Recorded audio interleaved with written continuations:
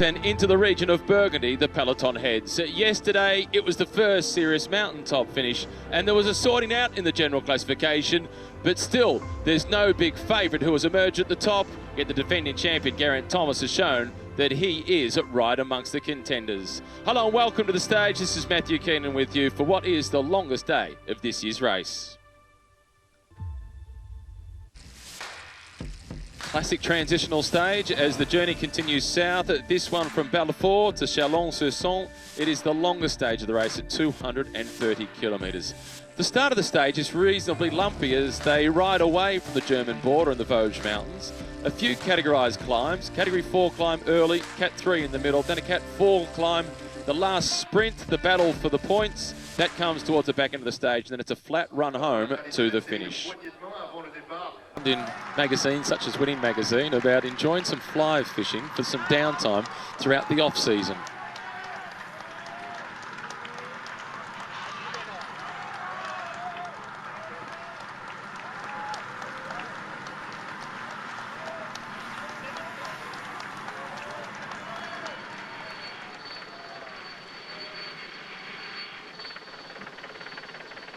Thankfully, they've got the safety equipment on, as this is alongside the waterfall, the National Nature Reserve of the Ravine of Valbois.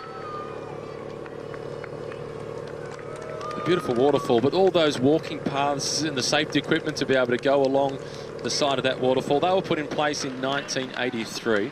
And along with the fly fishing, that's added quite a bit to this as a tourist attraction for the town.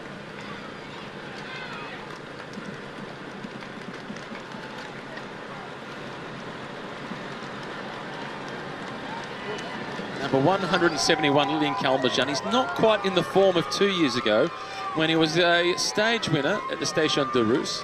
He got the better of the Jumbo-Visma rider, Robert Geesink, on that occasion. It was Lotto Jumbo at that time, but Lotto no longer a sponsor of the team.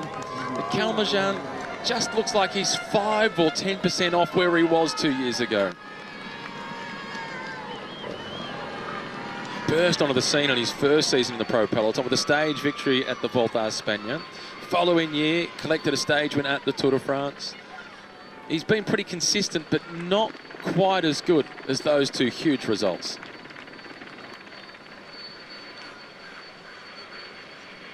No threats from these two in terms of the King of the Mountains classification. This is a Category 3 climb, so they'll both get points. 2 points for the first rider across the top, 1 point for the rider in second position. On the one climb so far throughout the stage, it was Johan Alfredo who went over the top in first place. Their team manager, Wabio Unzer, he summed it up yesterday by saying, we didn't learn a lot. Everyone amongst the favourites are pretty close to being equal at this point. And yesterday was just their first opportunity. What they really wanted to achieve yesterday was take a little bit of a look at them against their rivals. And they're pretty happy with the outcome.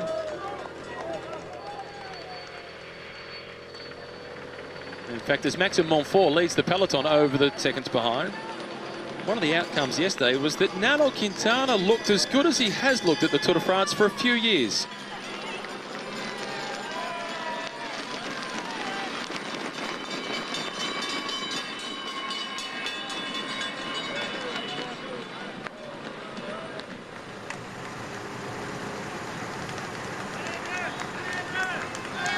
Here's Rosetto, number 157, the man that had that nasty fall in training in March this year. Taken out on the road by a cat. Maybe crossing a black cat is bad luck. The Église de Saint-Denis.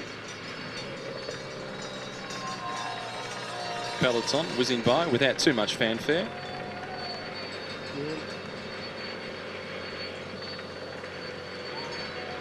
Having gone through my various notes, not a lot to tell you about the Church of Saint-Denis, other than the fact that it's just been around for a couple of 100 years. Small parish in a small little town of Saint-Jean-Saint-Denis. Maxime Montfort still setting the tempo, followed then by Jumbo-Visma's Tony Martin. The Koenig Quick-Step no longer up the front. Casper Asgreen is the rider that's been doing a lot of the pacemaking today, as he did yesterday. He did an enormous amount of work yesterday. It was good just to see him still in the race on stage 4 because he had a horrific crash on stage 3. Lots of support for Thibaut Pinot and also Romain Bardet. Third climb of the day, this one, 3.5 kilometres long. It's the steepest one with an average gradient of 5.7%.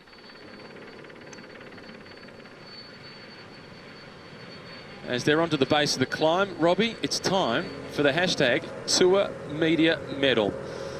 At the top of the table... Oh, that's good. I thought I missed out. Now, at the top of the table, we've got Geraint Thomas and George Bennett, both on 5 points. Daryl Impey, Caleb Ewan, Alex Dowsett, Andre Greipel there on 3. Sagan's got 2 votes. Let's go to today's 1 vote, Romain Bardet. His brutal honesty. I had a leg problem. I'm ashamed of my performance. Just one. Just 1 vote or just 1 leg? Just 1 leg. I like that from Romain Bardet. No excuses. He was asked about mechanical issues and he had a little bit of a problem, I think, near the top of the climb with the gear slip as he stopped right on the finish line. But no excuses from Bardet. And to say that he was ashamed of his performance, that shows the amount of pride that he has when he comes to the Tour. Yeah, and it's a fair comment from him to say that because he absolutely would have hated the way he performed. I wonder if the way he said it, I had a leg problem a little bit sarcastically, or he's saying I actually have a leg problem, some sort of injury or... It came out, the leg problem element of that quote came out in a team statement. He didn't talk to the media after the stage yesterday, put that in a press release, and then spoke again this morning where the I'm ashamed of my performance part comes out. And he was pretty harsh critic on himself, Romain Bardet. So 1 vote. We like Romain Bardet. We hope he can bounce back and show something in the mountains a little bit later on. Past the Église de Saint-Urbain, little church at 113 kilometres to go. In fact, it's a little bit further back than that because the peloton is well behind the break. And this one goes back to the 15th century, and the bell tower was refurbished in 1897. 2 votes to the defending champion, Geraint Thomas. He's been questioned all the time about where's the form. You're not considered the big favourite despite you're the defendant. And his response was, I stay in a bubble. I talked to my wife about our dog and other stuff in Cardiff. And he was... So I'm right with you on that unsung hero of the day. We're singing his praises. Over the top of the final categorised climb of the day, the Côte de Nans-sur-Sainte-Anne. And it's Johan Alfredo who leads them over the top. Rosetto in second position. The peloton's backing off. They're trying to let these guys just get back out towards that 4-minute mark. Because from here, it's moving out towards some wide open roads in the last 50 kilometres or so as they approach the finish line. And the teams of the sprinters can really set the agenda from that moment on. Just again on the unsung hero, David Gaudu, all the work that he did. He still managed to finish 23rd on the stage, directly behind Vincenzo Nibali, and he is the 3rd youngest guy in the race. He's 22 years old.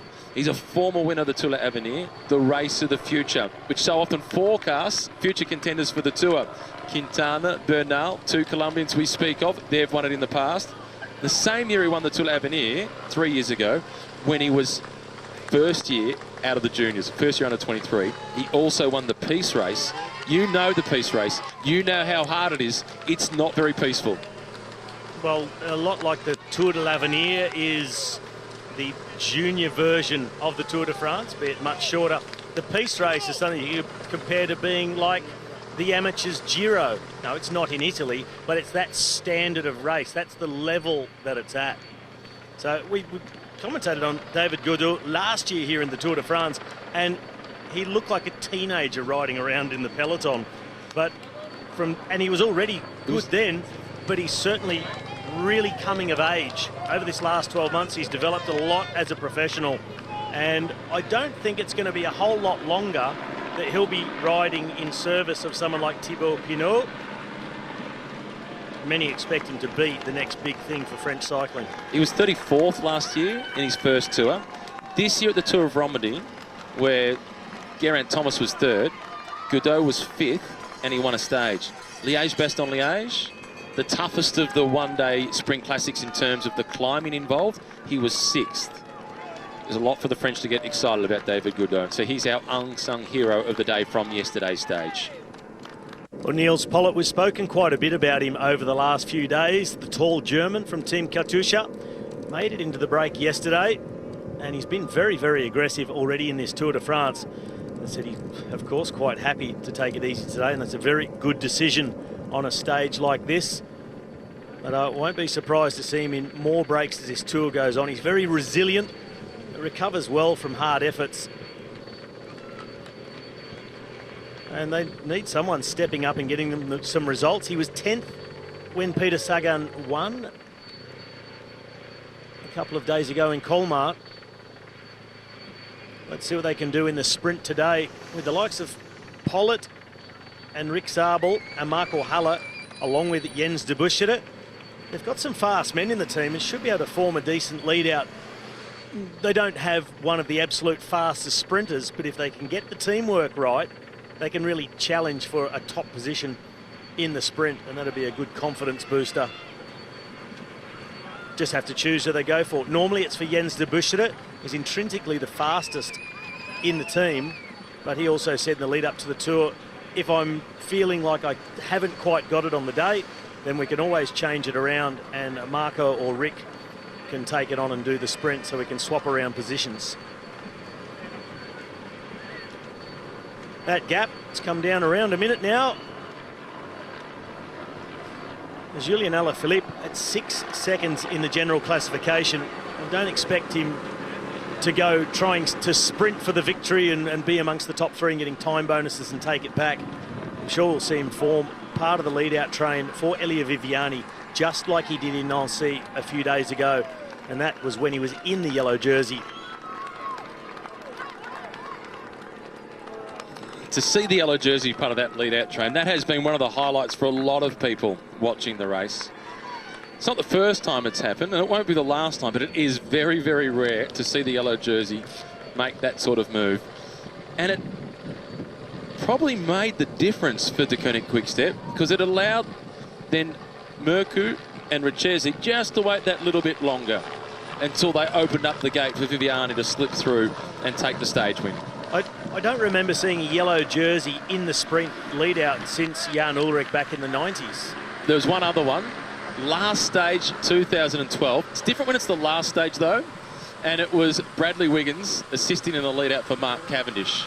But that's the last stage. The race has been won. Yep. To do it on stage 5, when you've then got a mountain stage the following day, that was huge. Or stage 4, sorry, in Nancy it was. Caleb Ewan, there he is. Soudal Lotto doing all the work for Caleb today.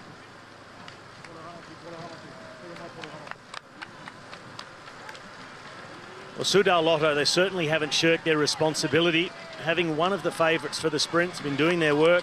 You see Maxime Montfort did plenty of riding on the front of the peloton. They've been outside of the flat stages that are destined to be a sprint. I mean, super aggressive with Tim Wellens and Thomas De Gendt, both in the break yesterday. I'm sure Tim Wellens is really enjoying a day in the wheels today. It's a rare one. And not sure he'll have any responsibility to help with the lead out for Caleb Ewan. He shouldn't. I think he should if he can. No. I think he should if he can.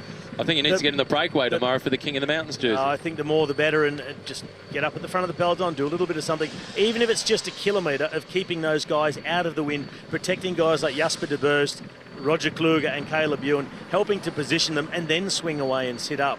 But I think it'd be good to make a contribution. On board here with... Forgive him if he doesn't. If he says, look, I just cooked and I couldn't, fair enough. But if he can, then... And I still think if he can, he will. Okay, well, he's a chance to. Maxime Bouet looking back here at... This is Simon Yates that we're looking at. Tough to tell the twins apart, but I've cheated. I looked around the corner to see that he had a little bit of blue on the back of his shoes, not the red on the back of the cities.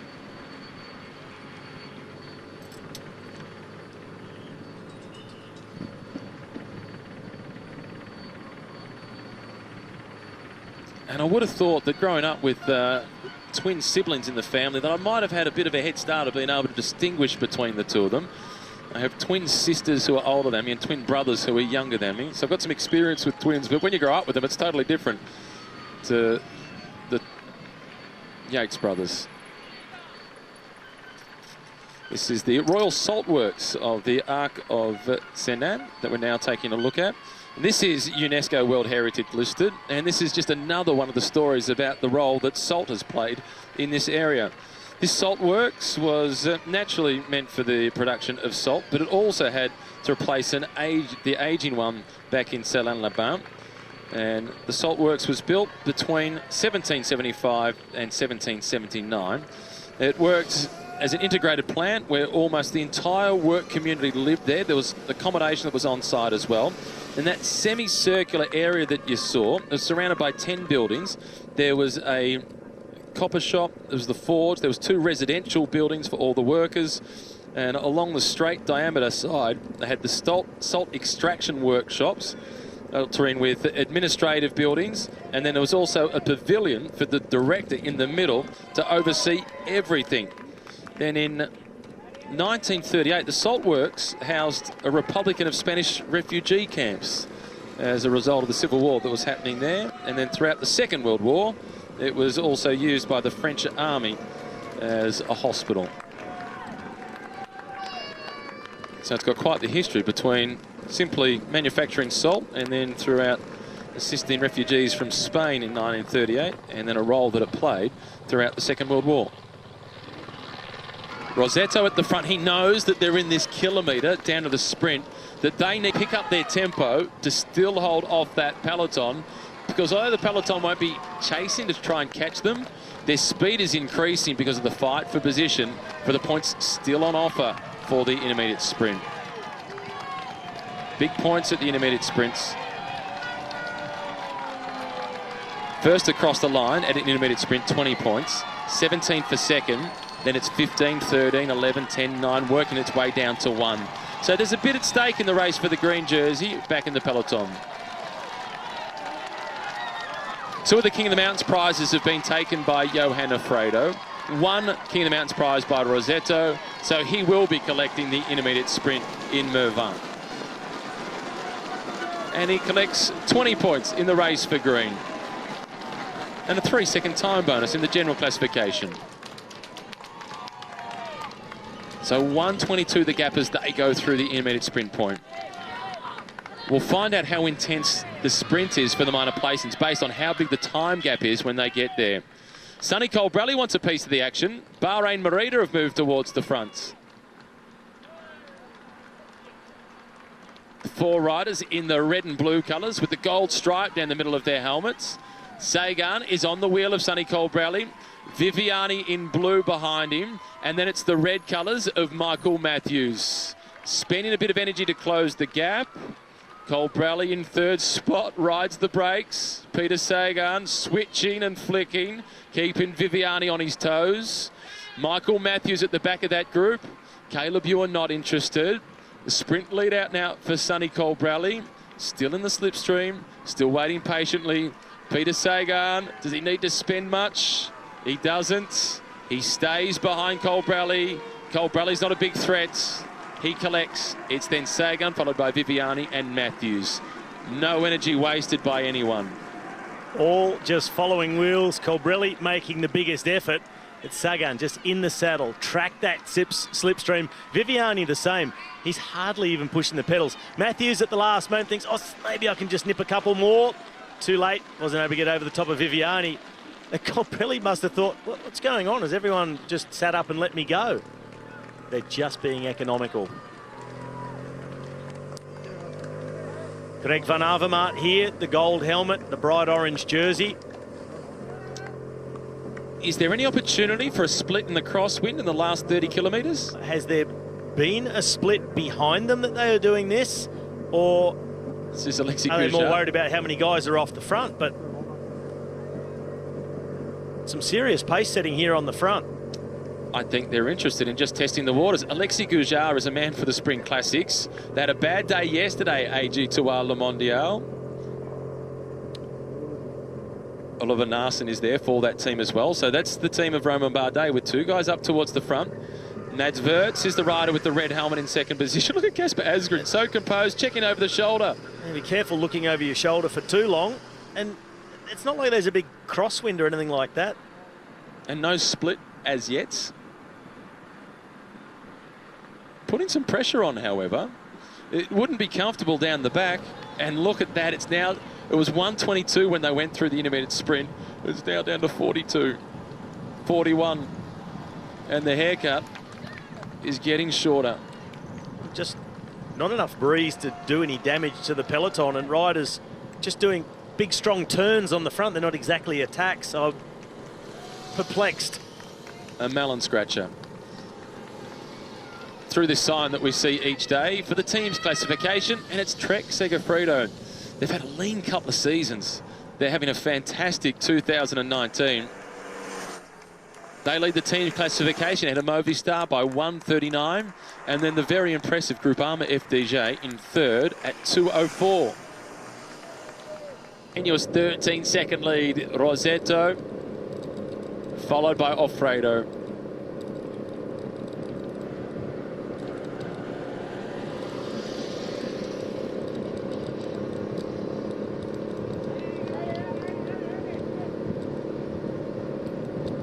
Both of them have spent plenty of time in the breakaways. The third breakaway for Offredo, the second significant breakaway for Rosetto. Neither of them shying away from the pacemaking. It's been a tough day for both of them. Nearly 6 hours in the saddle. They've been racing now for 5 hours and 52 minutes. And at the front of the peloton, hats off to Tony Martin, Maxime Montfort and Casper Asgreen, because they've been the three riders sharing the pacemaking at the front for so long.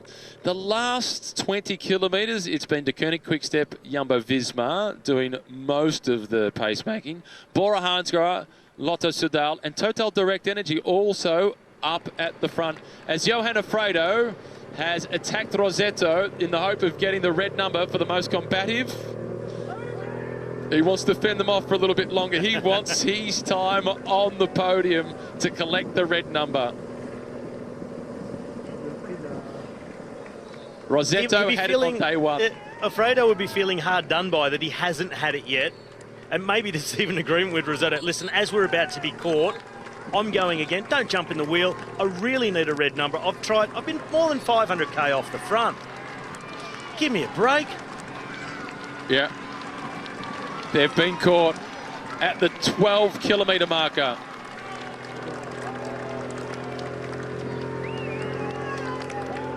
And now it's a fight for position at the fronts. There's Caleb poking into the picture, off to the left-hand side.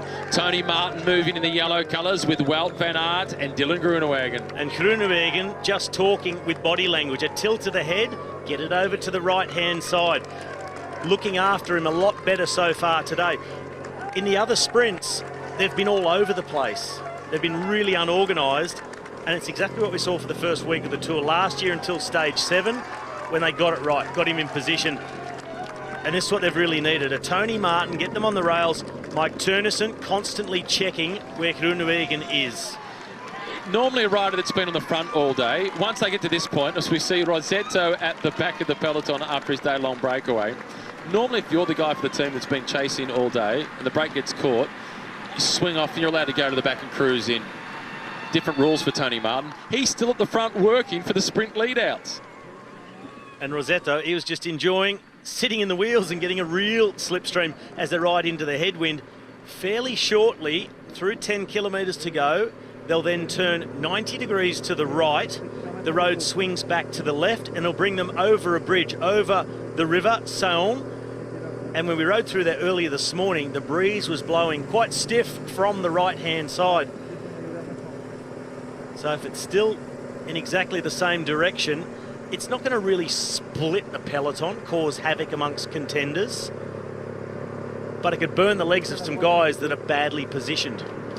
Alex Dowsett coming towards the front, and he's towing Marco Haller with him for the Katusha Alpecin team. These big roads, you've spoken about this plenty of times. Here he is, Johan Offredo. We've seen a lot of Johan today.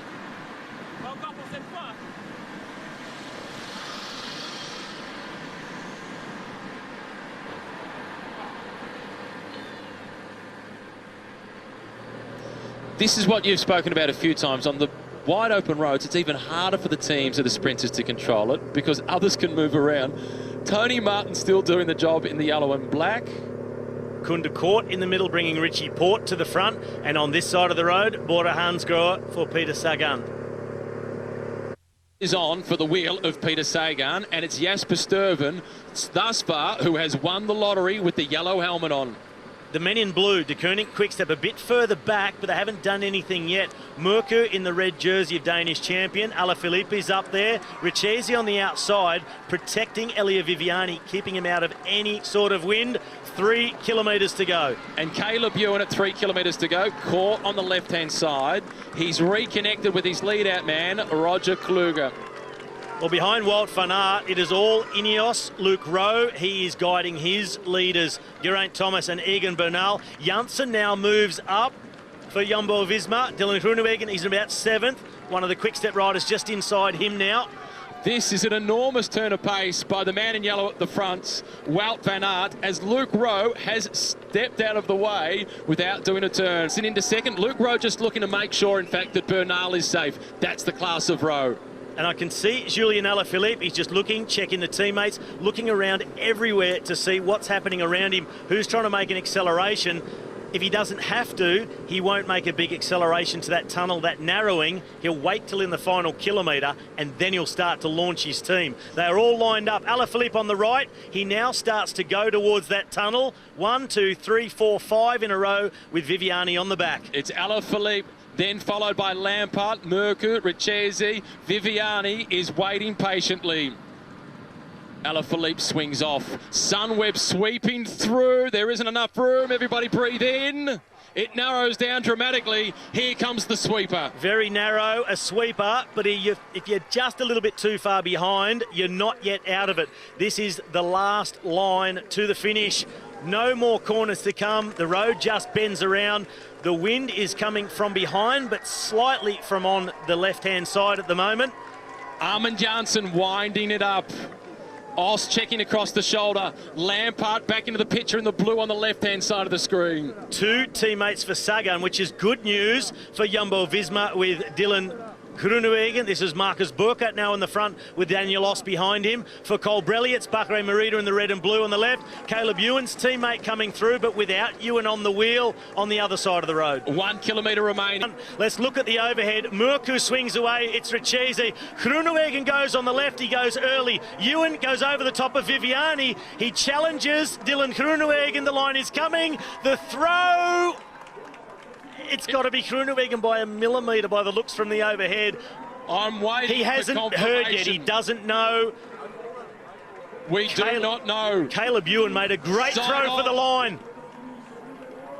Groenewegen. So close for Caleb Ewan. Race Radio has confirmed it is the Dutchman, Dylan Groenewegen. He got the jump. He started a fraction before everybody. They came over the top of Sagan and Viviani out of the wheels. Caleb Ewan, he went at the right time, but Groenewegen had just anticipated that little bit sooner. Ewan through with everything he had, only centimetres in it. But when you're a sprinter, you know. It doesn't have to be much, you just feel it. I want to take everybody back to when we had the aerial shot, 10 kilometres to go of the approach to the finish line, and Robbie McEwen said the side to go is on the left of the road, out wide and in the wind. It's harder, but it's open. Where was Dylan Groenewegen? Exactly there. Perfect by the Dutchman. Caleb Ewan got a good run there. Look at his back wheel skip out under the pressure. It opened up for him. Viviani shakes the head. He's really disappointed.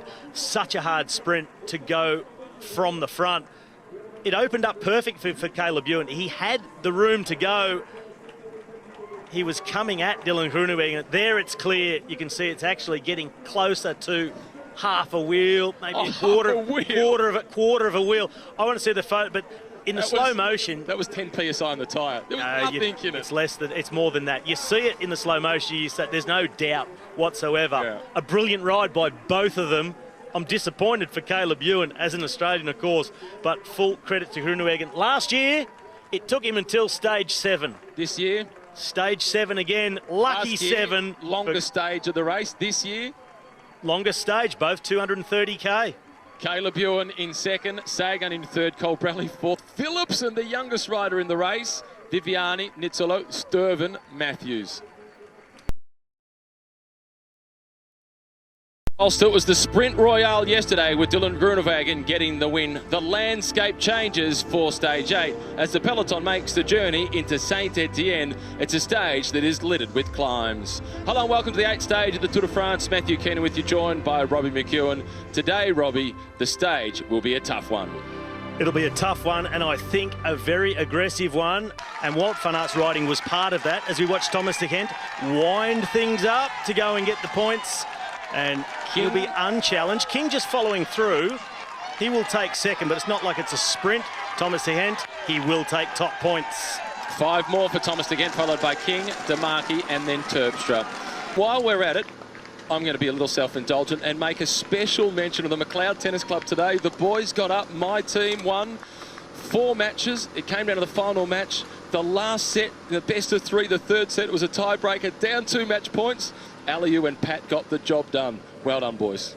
So if anyone thinks that Wimbledon is the biggest tennis tournament on at the moment, no, it's Matthew Keenan's local club team. I was watching the updates courtesy of Nathan right the way throughout and hitting the refresh button. While we've got the opportunity to give a shout out, I'd like to give a shout out to some really good friends of mine, and in particular to Tracy Moraes, a fantastic friend, her and her husband Steve. They're the owners of a construction company on the Gold Coast called Condev. They're mad keen cyclists and triathletes. They often go out riding. Plenty of the people within the company also ride. They go out in their bunch rides. They've had a really nasty accident yesterday, and Tracy's gone down and broken her shoulder, separated the AC joint. She's in quite a bad way. So Tracy, I just want to wish you all the best with the recovery. Really sorry to hear of your crash, and I'm hoping you're back up and at 'em and back on the bike very soon. Lots of love. Indeed. We never want to hear of anybody crashing. Movistar at the back of the peloton. Down the back of the group for the Movistar team. This is Andre Amador, the Costa Rican on that squad.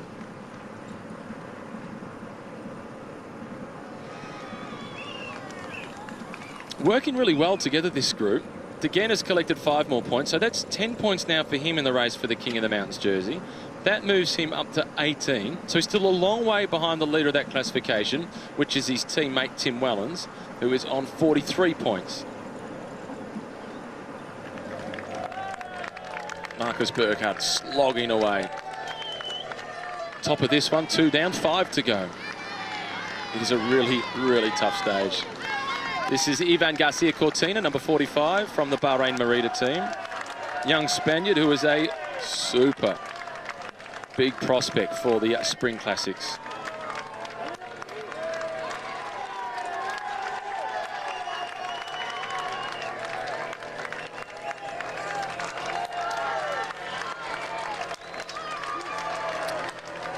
And look at that time gap, down under 4 minutes, so the chase is serious.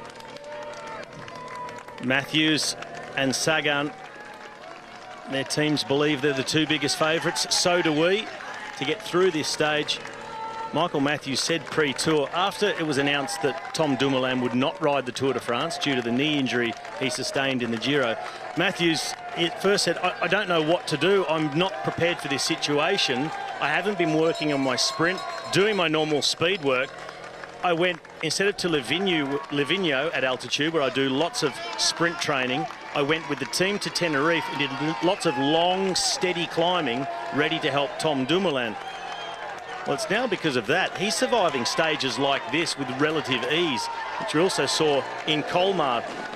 But in Colmar, I don't know if he so much missed the speed, he missed the instinct of positioning. When it came to the last 500 metres, he was with Sagan, and suddenly Sagan was gone. Sagan rode through the slipstream, up and over, and won the stage. And Matthews was just caught in a whole mess back in the group and was just pretty far back in the top 10 and super disappointed. If he looked to make amends today, and this course even hillier than that to Colmar.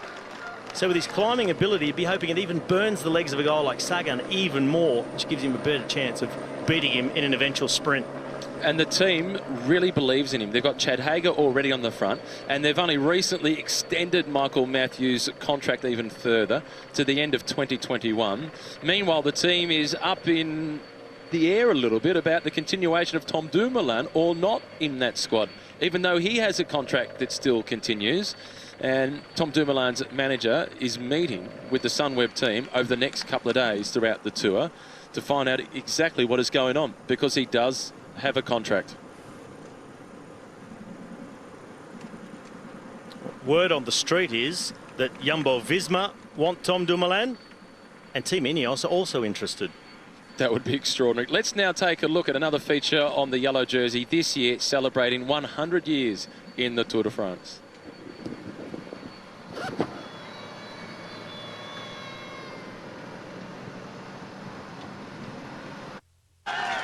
And there'll be enough points on offer today for him to be able to go up into second place, but not enough points to move into the lead.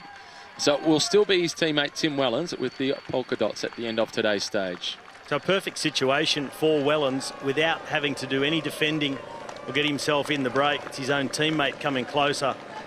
Andre Greipel, he is also being dislodged from the back of the peloton. Alexander Kristoff as well. The sprinters having trouble with his pace being set by Burkhardt and Hager, and this is a long way out to be being dropped, so you've got to keep fighting all the way. You can't just settle in and say, okay, Gruppetto, let's just sit up and start rolling. It's like a time trial. This is a really dangerous day for the elimination time. 11% the gradient. Now, this is a super steep climb, and there's not much time to get back on. It's a very steep and short descent down into the feed zone. That will give them a chance to rejoin the back of the peloton, and then they get a long cat 3. More points for Thomas De Gendt, and yet again, for the third climb in succession, the order is De Gendt, King, De Marchi, Terpstra. Ben King, always in second position, just collecting a few points, not upsetting the apple cart, but making sure he gets himself onto the leaderboard. 5 more for Thomas De Gendt. He now moves to 23 points.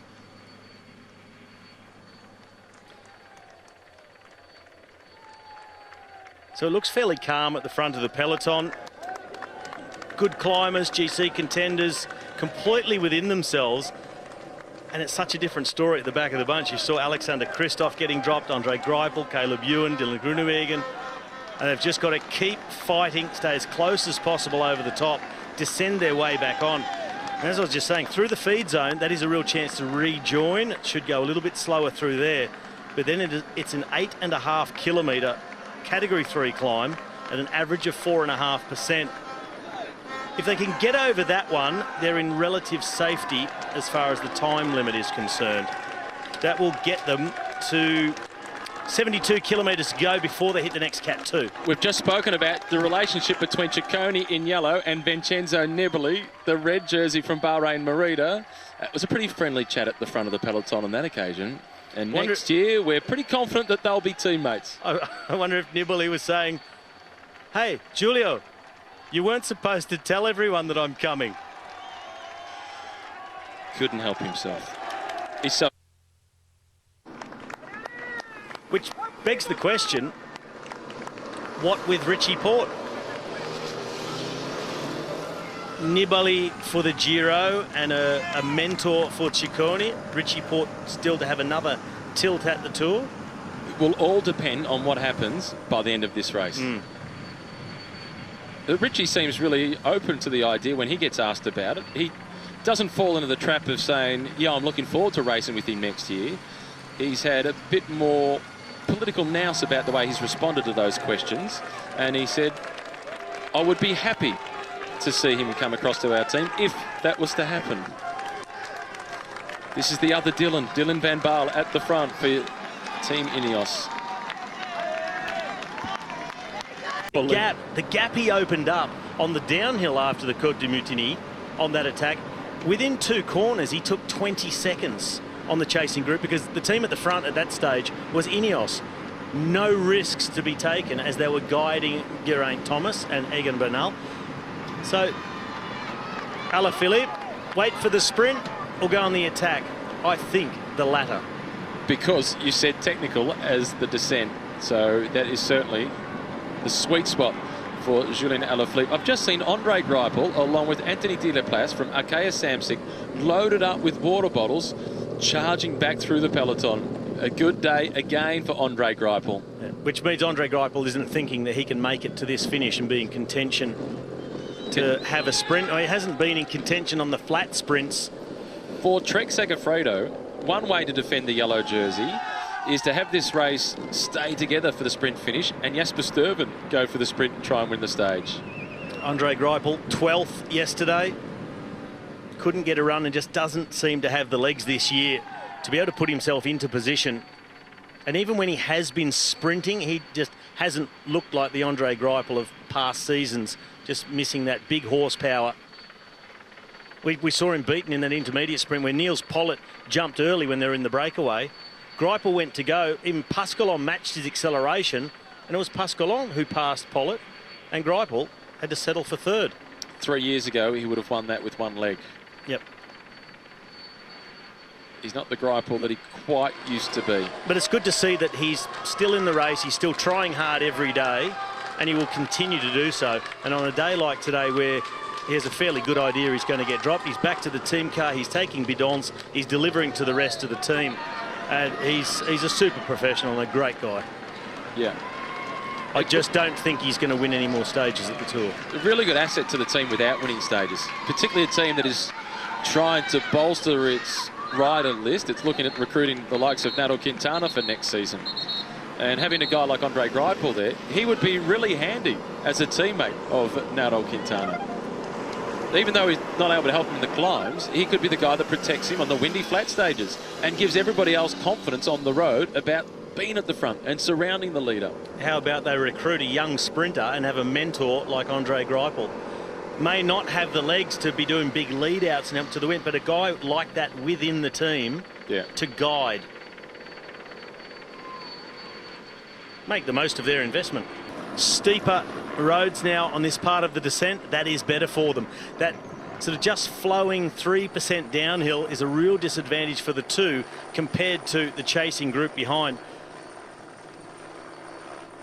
The last official climb really starts in earnest in 4.5 kilometres.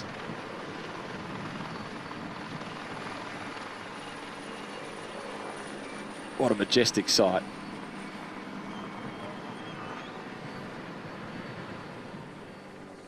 Little tumble, but all okay. Just sliding in. Spooked perhaps by all the choppers that go overhead. Absolutely. Let's hope there's no injuries. Simon Clark is fully committed. As his old coach Dave Sanders would say, he's pinned the ears back. He has. Talking about that, Peter Sagan through the inside. Just giving the little call. Chris Juul Jensen, that was, from Mitchelton Scott. He's calling for the team car. Sagan with bidons in his pocket. Does Peter Sagan not back himself to get over these climbs? And is he bringing these bidons up from Manuel Buchmann?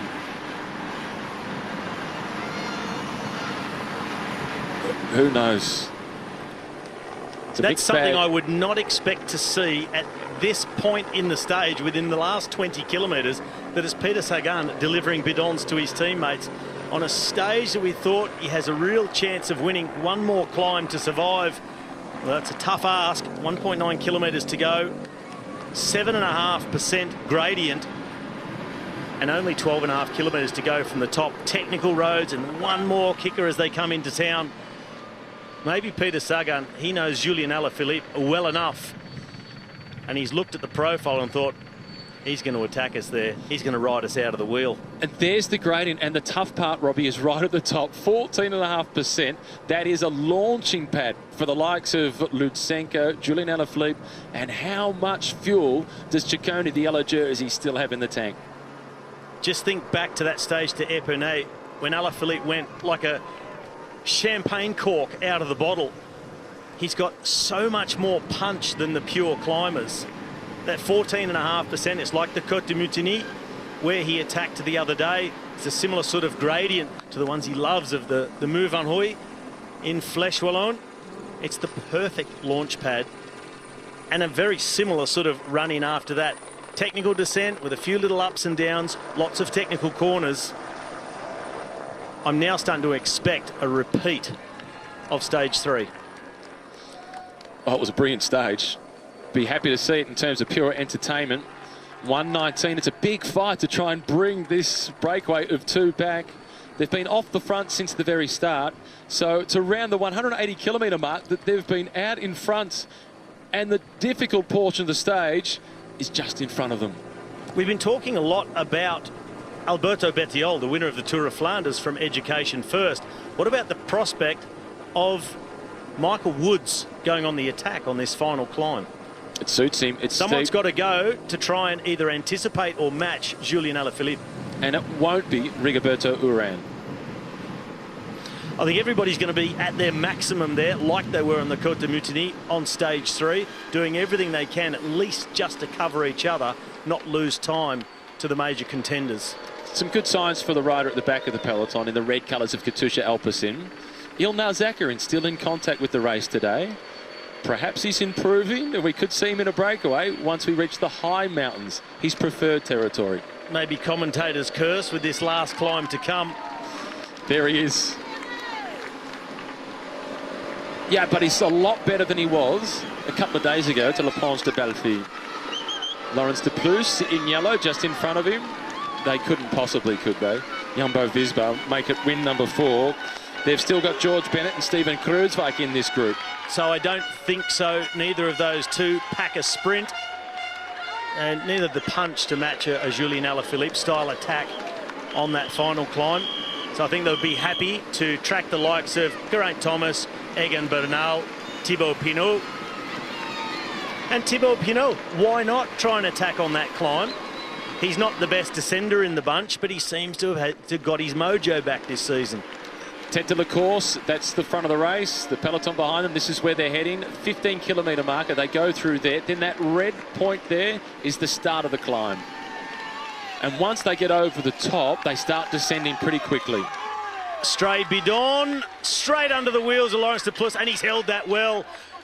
And there has been a fall, though. Ineos, and it's the entire team is stopping except for Bernal, because number 1, the defending champion, Geraint Thomas, was amongst them. How quickly things can change. So Kwiatkowski and Moscon are still on the side of the road. Michael Woods from Education First. That was certainly Woods. This is Wout Poels at the back. And Thomas it was Woods. Has gone over the top of someone else. It was Woods who went down first in front of Ineos. This is Gianni Moscon. Look at the condition of the bike. Sold for spare parts only. And that looked like the bike of Geraint Thomas. So Gianni Moscon, he's a similar height to Geraint Thomas, so he might have swapped bikes with him. And it was a quick change too. Even before the cameras got there, he was pushed off and he was away again. The entire team on the spot. They've now got to rectify this situation. There is the back of the peloton, and the good news for Ineos is the road starts to climb. That's in their favour to rejoin the peloton. Dylan van Baarle, the big Dutch powerhouse. Wout Poels, this is a day where he is so important to the team. Not drop, not saving energy. And now he can help bring Geraint Thomas back to the bunch. And the other one is there as the 2 leaders that make the turn was Jonathan Castroviejo. Staying in the peloton is the white jersey, the Colombian climber, Bernal.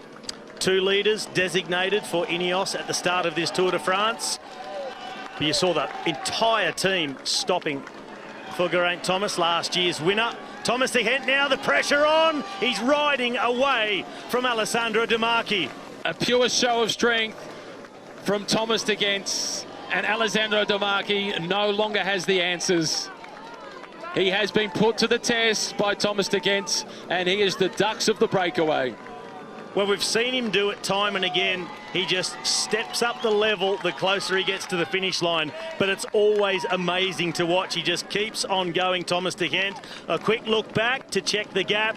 Alessandro De Marchi has cracked. And the Belgian, who's done this so many times before, he continues to survive. Clark still setting the tempo at the front. It's then Lutsenko who is next in line, the Kazakh national champion. Clark is cooked and he steps out of the way.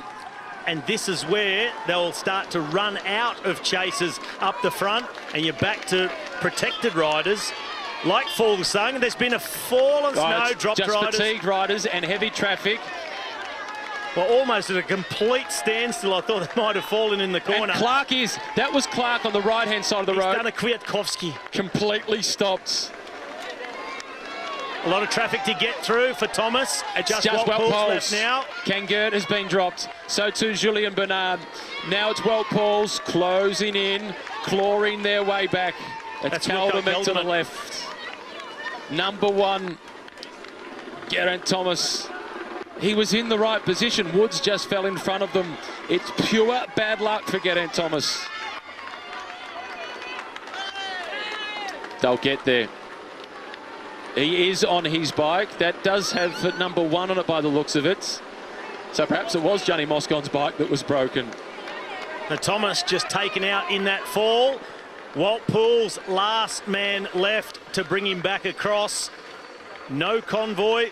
Not much of a slipstream to be had on steep slopes like this. The gap to Thomas De Gendt still 55 seconds out of the saddle for the man from Soudal Lotto. Just the spares vehicle behind him. Still good news for him. No sight of anyone from the peloton. 800 metres to the top. And then a descent, and then another kick again. The steep part is still to come. Lusenko now on the front. Jakob Fuglsang in second wheel. Fuglsang, the protected rider now for the Astana team. Why?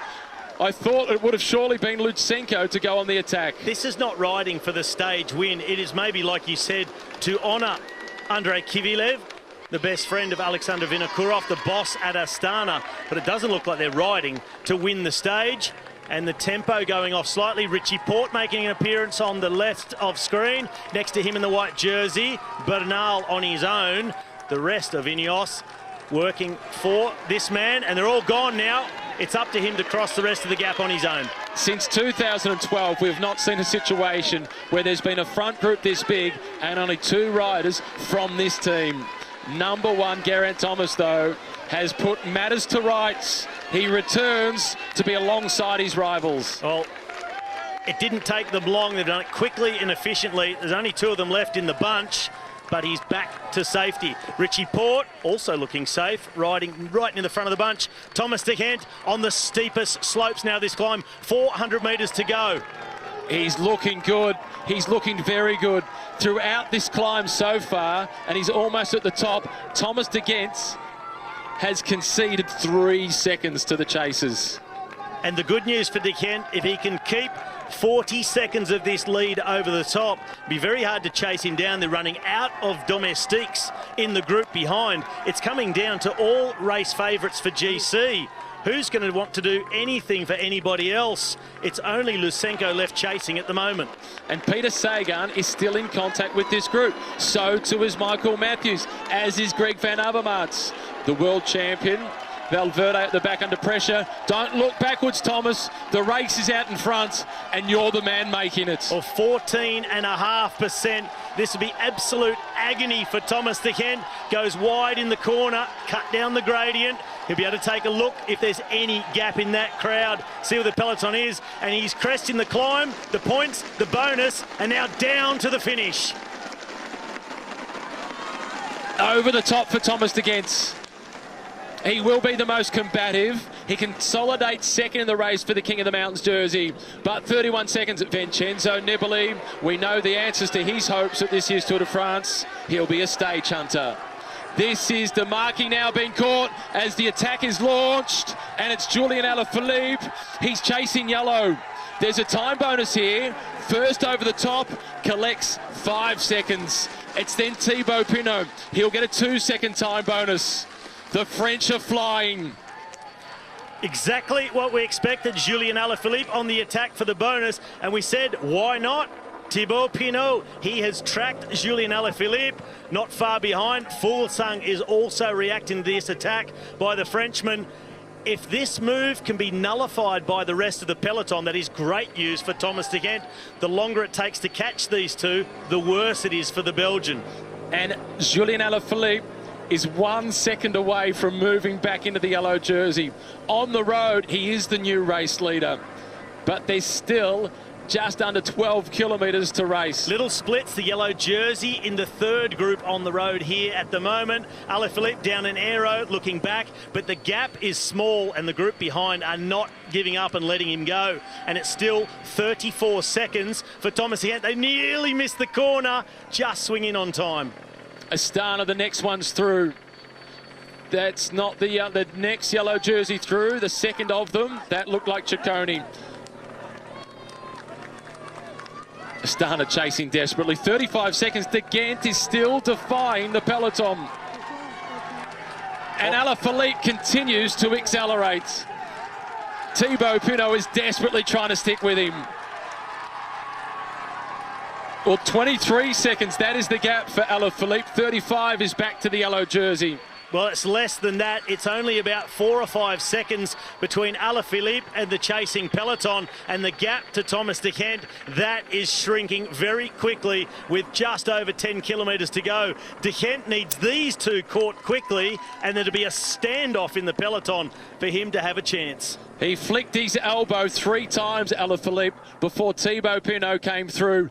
Alaphilippe attacks, and Thibaut Pinot was ready for it. Hot on his hammer the whole way. He was right there, 28 kilometres an hour on a 14% gradient, Alaphilippe, but not opening up the gap like he did in Epernay. But on these little rises on the way down this descent, he is opening up the gap. And through the corners, he's opening up the gap.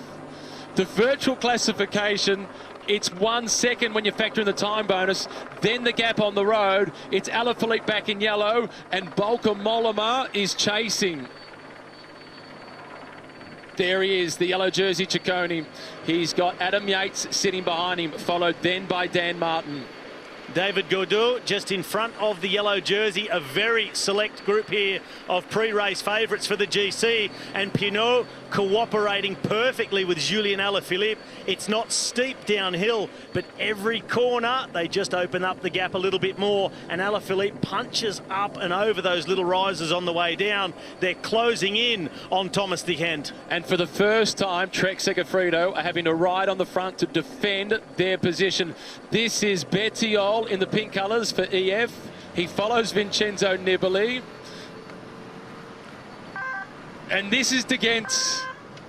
Regardless of the final outcome, in football terms, he has been man of the match. Well, everyone would admit straight away he's the moral winner of this stage, whatever happens. Incredible performance getting into the break, leading them all day and then leaving them behind, riding Alessandro De Marchi out of the wheel. And the big danger is this man in blue, along with Pinot, who's not slow at the finish either. They're into that same corner we just saw De Gendt go through. His lead, about 15 seconds. And now the chase is off at the front. Sunweb coming through, trying to chase for Matthews. The gap is working in favour of Thomas De Gendt. And look at Alaphilippe through the corners. His heart must be in his mouth, Thibaut Pinot, each time they approach a bend. It's starting to remind me of the stage to Luchon last year, where Alaphilippe was chasing Yates, put so much pressure on. Yates ended up falling off, trying to stay away, and Alaphilippe rode to victory. He's just descending like a wild man. The gap, though, 17 seconds, still looking pretty good for Thomas De Gendt. De Gendt, 32 seconds to the yellow jersey, 19 to the chase with Thibaut Pinot, and Thibaut Pinot is gaining time on the rivals for the final yellow jersey. And Alaphilippe again is showing why he is the most popular man in French cycling. Well, hopefully for Thomas De Gendt, that attack has really burned the legs of the two Frenchmen who are in hot pursuit, and he can hold them off. The gap now 19 seconds. He seems to be slowly edging back away from them. And there's Ciccone, the yellow jersey, the first of the yellow jerseys you see in the peloton. Further back down is Kruijswijk and also Bennett riding for Jumbo-Visma. But the overall race leader, he sits there in about 8th or 9th position. He's got a teammate, Bauke Mollema, towards the front, trying to work. There's one more little kick up before they really go down much steeper. If Thomas De Gendt can get over that, I think he can hang on and win the stage. Here this is the Frenchmen. 16 seconds now, Alaphilippe to the better of Ciccone in the battle for yellow. 12 seconds to Thomas De Gendt. And if De Gent does get caught, he's still a chance to win. This is that little uphill section I just spoke about. Get to the top of this, and it's diving down towards Saint-Etienne. One more small hill after that. Alaphilippe, he wants it all. He wants the yellow jersey back, and he wants the stage win in Saint-Etienne. It's shades of stage 3, and they're 9 seconds, even 7 behind the leader now. At the back in second last position, that's Bauke Mollema, who has been doing the chasing. And Thomas De Gent, he's seen him off. This is Nibali and Bettiol. Their day is done and dusted. Well, Thomas De Gent really needed these two to be caught by that chasing group straight away. Thomas De Gent will hold off the peloton, but I think it's looking like he's going to be caught by these two. And will the fresher legs of Julian Alaphilippe prove too much in a sprint between 3? And he's shown how fast he is winning Milan-San Remo this year, number 21. Soren Kragh Andersen now on the front for Sunweb. This is the chase for Michael Matthews. And look at Enric Mas in second position, the blue colours of De Koning Quick-Step. He is trying to slow things down. Kragh Andersen has just swung off. It's Lutsenko chasing again, followed by Fuglsang. Then it is Nairo Quintana. Well, now we're seeing De Gent with a 19-second lead, 34 to the peloton. We're getting lots of different time checks. The good news for De Gent is, from behind the two chasers, we haven't been able to spot him up the road. Thomas De Gent, 19 seconds to Julian Alaphilippe and Thibaut Pinot. That is still a good gap. There they are now into the picture. And it is looking more like a 19-second gap. Good news for the Belgian. Pinot on the front, Alaphilippe in the wheel. Alaphilippe says needs to go faster, coming through. Either way for these two, there's plenty to race for. Time gains for number 51, Thibaut Pinot. The yellow jersey for number 21, Julian Alaphilippe. 19 seconds their deficit to Thomas De Gent. 13 seconds their advantage on the group containing Ciccone. Well, if it was to finish just like this, justice would be served. Yes. The aggressive riding of Alaphilippe would be rewarded with the yellow jersey back on his shoulders. At Thomas De Gent, I think anyone around the world watching this, bar the parents of Alaphilippe and his team, they want Thomas De Gent to win. 5 kilometres. This is Mollema at the back for Trek Segafredo. The yellow jersey now, Ciccone, has to do the chasing himself. He must. But he's running out of time. It's 12 seconds he needs to close in to collect that yellow jersey back. But then there's also the risk of time bonuses on the road. Well, with the time bonuses already, it's only a 1 second gap, a 1 second buffer he has on Alaphilippe. De Gent has a bigger gap on these two than they have on the chasing peloton. 65 kilometres an hour, one more hill to come for Thomas De Gent, and he still looks so powerful. Thomas De Gent, he's too stubborn to be caught. Heading into Saint-Etienne for the 26th time in the history of the Tour de France. 4 kilometres remaining. It's 16 laps of a velodrome. He's into pursuit mode, but he's already been off the fronts for 196 Ks. Reichenbach, the Swiss champion, at the rear of the peloton. It's going the wrong direction for Alaphilippe and Thibaut Pinot in terms of catching De Gent. Well, that gap now, 25 seconds to Thomas De Gent, and the peloton will have these two in their sights. Back to the lone leader, Thomas De Gent. Sharp corner coming up.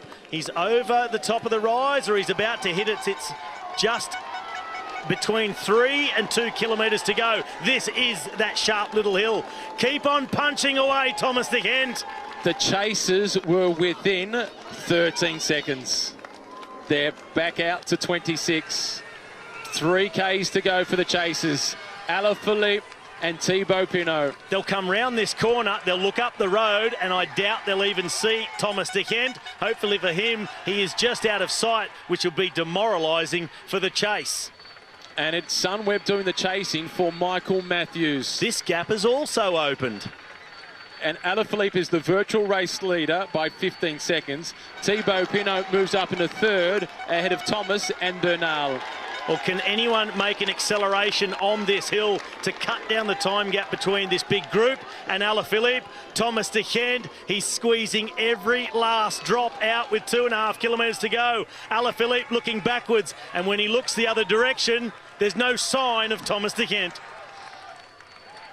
The green jersey is there, Peter Sagan, but they don't look as if they're going to be racing for the stage win. They've slowed down. Who's left to do the chasing for yellow? Ciccone, number 133. He hasn't got the legs to do it himself. If he can, he needs to do whatever he can and stay intact with the group. He needs to close the gap down to Alaphilippe. This climb for De Gendt is never ending. He's losing a little bit more time. He's lost 10 seconds so far on this climb. Alaphilippe and Thibaut Pinot are closing in. The yellow jersey is suffering at the back of the group. They split the speed hump. They chased against. They still can't see Thomas De Gendt. That is a good psychological advantage for the Belgian. He's over the top. It's all downhill, and he's into the streets of Saint-Etienne. And it's only 16 kilometres. There's a few twists and turns. Alaphilippe, he will take every risk. He will attack this descent. Tried to catch Thomas De Gendt. Looks back. No sign of the peloton. All eyes forward. He's riding for yellow. But I think it's going to be victory for the Belgian. Well, as you said before, that would be sporting justice. Number 51, Thibaut Pinot. He says he's not that worried whether he wins the Tour or he doesn't. Well, he's racing like a man that does want to win. And De Gendt wants to win today. He had a plan right from the very start. He's moved up to second for the King of the Mountains classification. But that is very much in the shadows now as he descends into Saint-Etienne. Soudal Lotto, they've been twice third with Caleb Ewan, second yesterday, and it looks like they're about to claim a top step in a break. 11 seconds. We've seen the crash of Geraint Thomas today. It's not over until it's over. He plummets down into town. Alaphilippe. He puts the brakes away. Thibaut Pinot a little bit more anxious as he peers over the top. The magnificent. I didn't want to see that finish any other way. That is one of the most deserving victories I've ever seen in my life. It's goosebumps all round. The football field in Saint-Etienne, I'm sure there's been some big occasions there, but Thomas De Gendt, he is the story of the day. He's done it in Catalunya, he's done it in Paris-Nice, he's done it in the Vuelta and the Giro. This defines Thomas De Gendt. For the fifth Lotto, they've got their win. And Julian Alaphilippe, that's the happiest he's ever been with a third place finish. Mission accomplished. He would have loved to be racing for the stage win because he loves to go out and get it all like he did in Epernay. But the mission today was get the jersey back. He's done just that. I think it would have been an injustice had he caught Thomas De Gendt. What an incredible day of bike racing. That was awesome. There's the stage classification. It was only 6 seconds, but Pinot and Alaphilippe have gained 20 seconds on the rest of the route. Michael Matthews again leading home the sprint for the minor placings as per stage 3. Sagan in 5th. Trentin coming through in 6th. And Sandro Marissa, another really solid ride today. Greg Van Avermaet. And then the men from Ineos. They pulled everything back together. Bernal and Thomas, 9th and 10th across the line.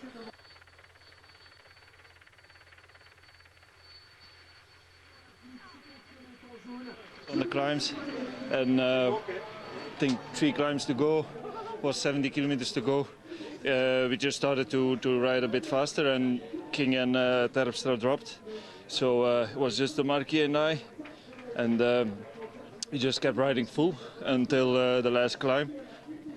And the bunch was coming closer, but I had to go solo and try to stay ahead of them. And it was just by 5 or 10 seconds. When did you start believing in the victory in the final moments? I had a really good day. I had a really good feeling all day, so I believed in it the whole day. But we only got 5 minutes, and it went down really quick to 3.5. So we didn't go really easy, but we didn't push that hard on the climb where the feed zone was. And just after that, we went full because we heard those who were pulling before they started to drop. So that was a moment to try and get a bigger gap again. And then we had 4 minutes, and then I really started to believe in it again.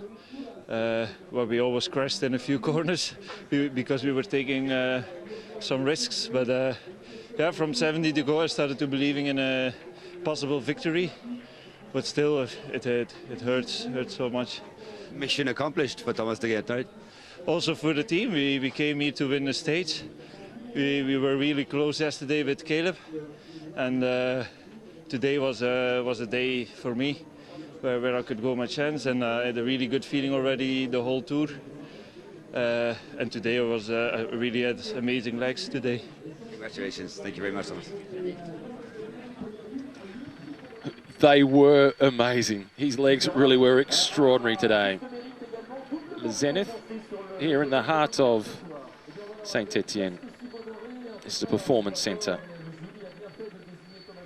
It can seat up to 7,200 people. It's pretty new. It was opened up in September of 2006. Back in yellow, there's been another lead change. It's Julian Alaphilippe now with a 23-second buffer over Giulio Ciccone. It's then Thibaut Pinot. So 2 Frenchmen inside the top 3. He's at 53 seconds. The Kiwi, George Bennett, he's been riding so well. Then Geraint Thomas and Egan Bernal.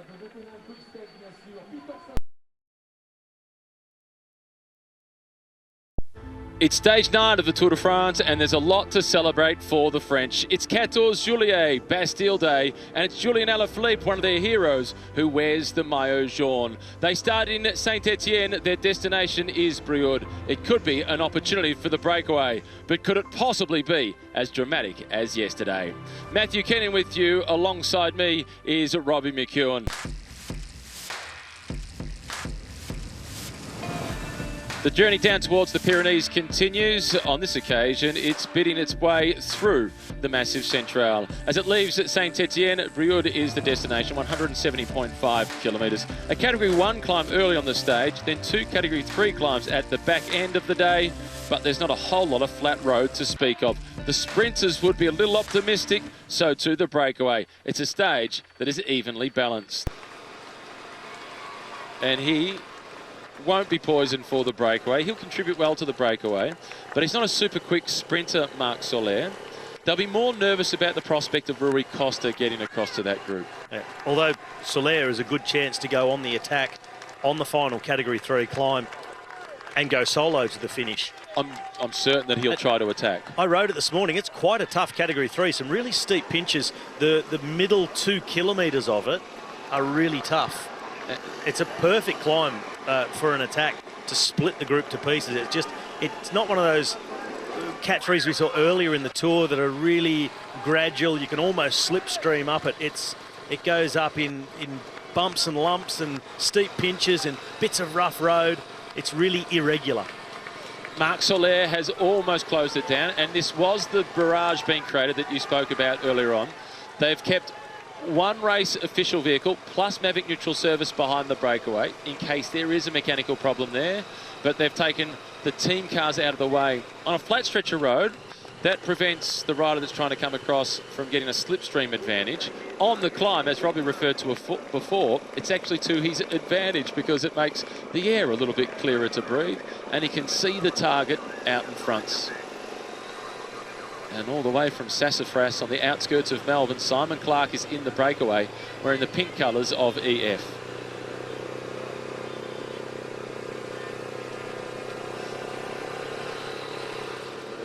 Soler will be relieved when he does make contact. Number 213 from the RKS Samsic team. That is Anthony de la Place. 105, the South African national champion. That's Daryl Impey for Mitchelton Scott, who had a few words with Michael Matthews after the stage in the Colmar. Matthews was a little bit confused as to why Daryl Impey didn't sort of help him out just a little bit towards the end of the stage, to which Impey replied sarcastically, "We're not on the same team, bro."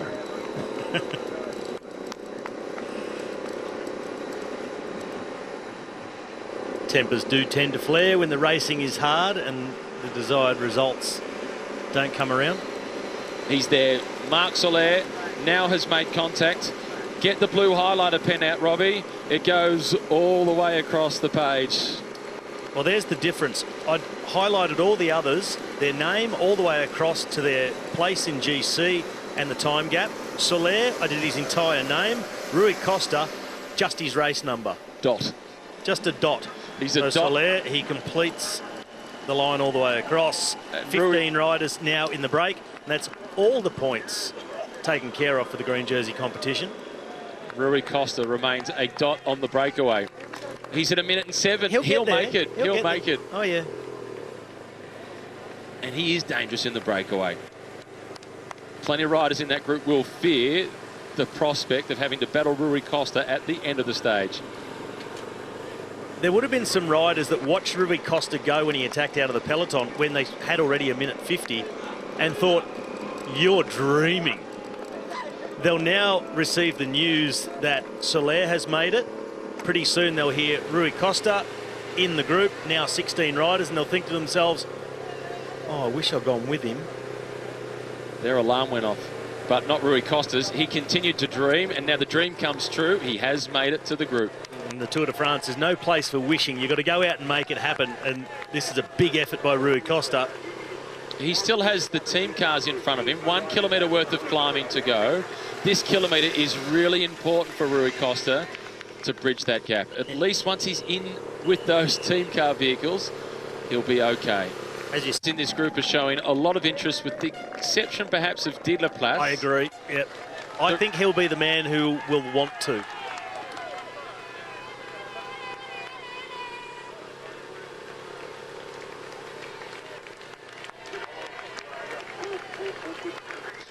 Team CCC providing an update saying that Alessandro De Marchi was fully conscious after his crash. He's got deep facial lacerations and he is going to hospital for x-rays. Fingers crossed. Yeah, the being conscious thing is the good part. He will long-term be okay, but our thoughts are certainly with Alessandro De Marchi after that awful crash early on today. How quickly things can turn around after the brilliant performance he put in yesterday in that day-long breakaway with Thomas De Gendt. Here's De Gendt's teammate. This is Tiesj Benoot now at the fronts. He's a rider that says he can't quite work out what he needs to focus on, whether it's the Spring Classics or whether it is racing for stages at Grand Tours. He's another one of those riders that's caught in a position where he's really good at lots of things without being a clear specialist at any one thing. Overly versatile almost, the winner of Strade Bianche, but a man who in his debut in the Tour of Flanders finished 5th. Let's focus on Tiesj Benoot. As opposed to Borat. Costa, you can see the vehicles, the remaining couple of vehicles behind the breakaway, they're just in front of him.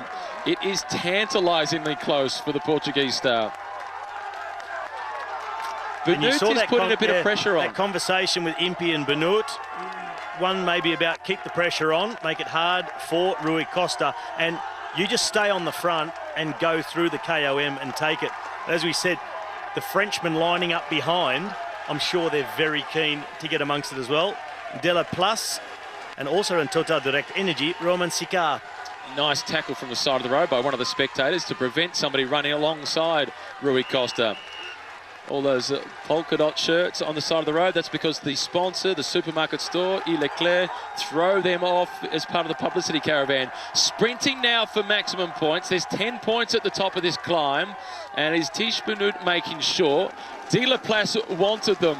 He certainly did, but Benoot, he also had the advantage of the crowd. It was very hard to pass on either side, but De La Place simply did not have the legs to do it.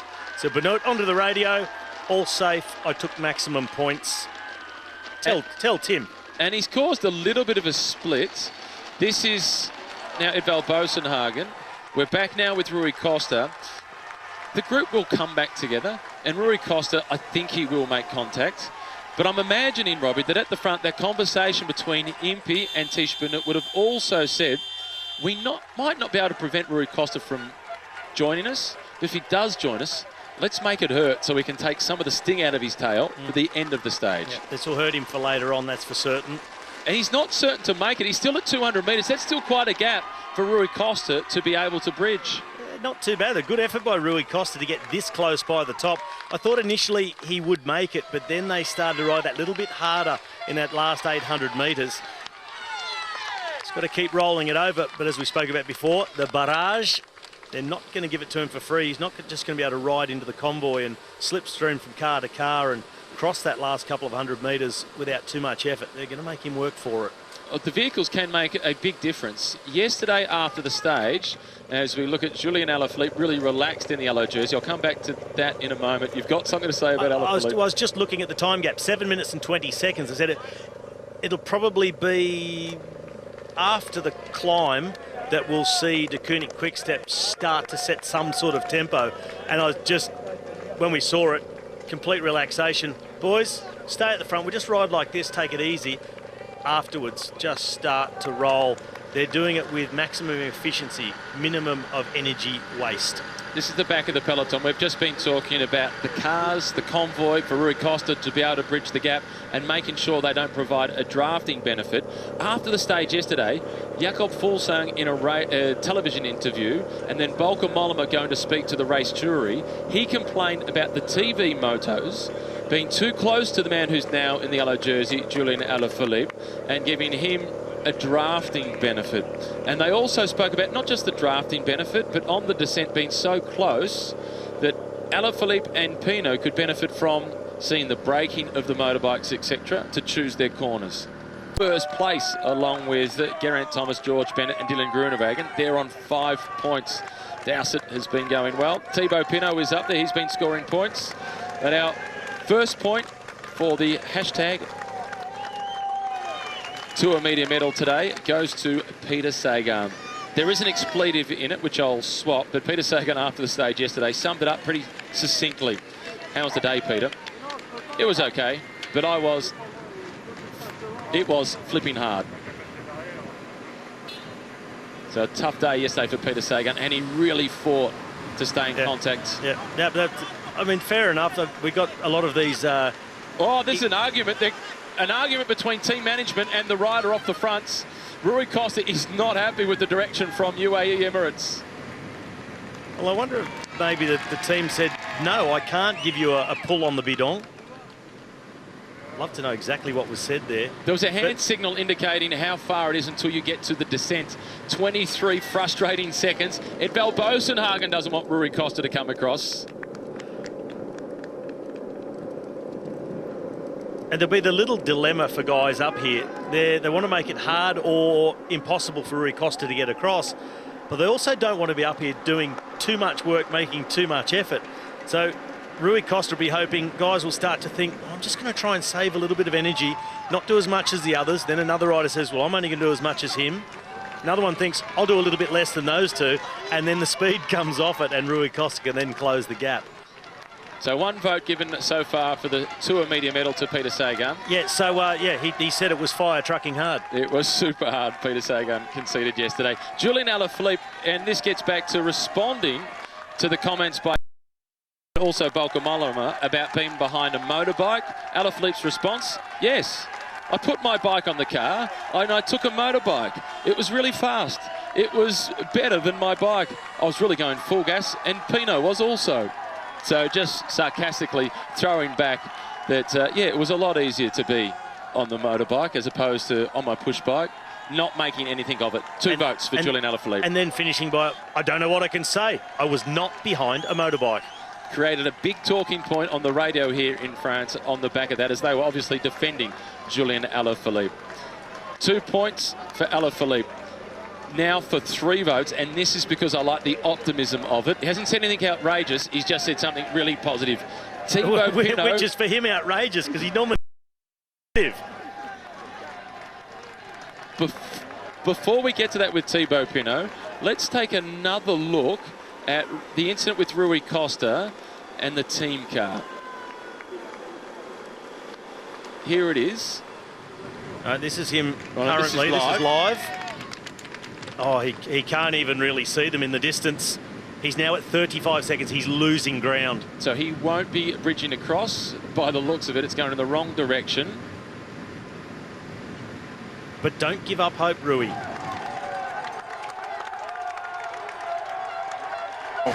Here it is. Qui, bien sûr, est impossible maintenant. Un petit bidon peut-être. Voilà, discussion.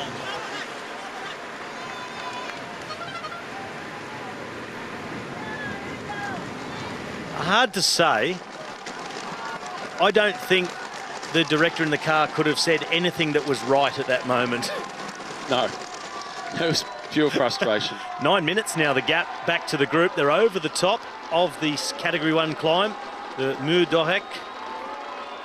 And it would be now that I expect to see De Koning Quickstep just start to set some sort of tempo. And Casper Asgreen was at the front. He'll be the rider to set that tempo.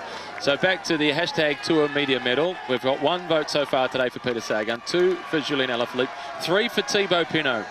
I'm at the same level as the end of last season. I've managed my preparation. That's why I'm confident for the future. This is the first time in the Tour that Thibaut Pinot has not said, no, I'm not really all that interested in winning the Tour. It would change my way of life. I like my life the way it is. All of a sudden, after his strong performances throughout this first week, the Frenchman is optimistic about potentially challenging for the final yellow jersey. I really like it.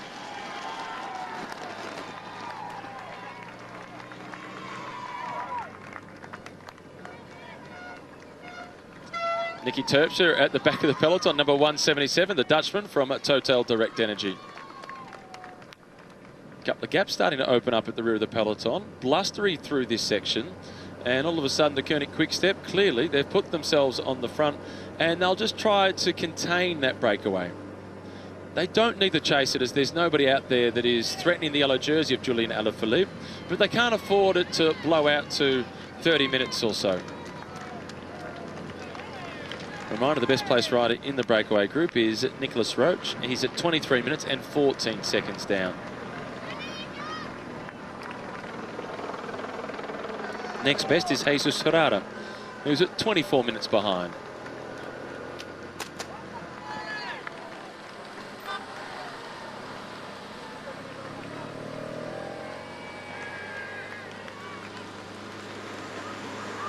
While it was a fabulous day yesterday for Julien Alaphilippe to reassume the maillot jaune, it wasn't such a good day for the Canadian Michael Woods. Unfortunately, Woods crashed on the final descent. The crash also involved Geraint Thomas.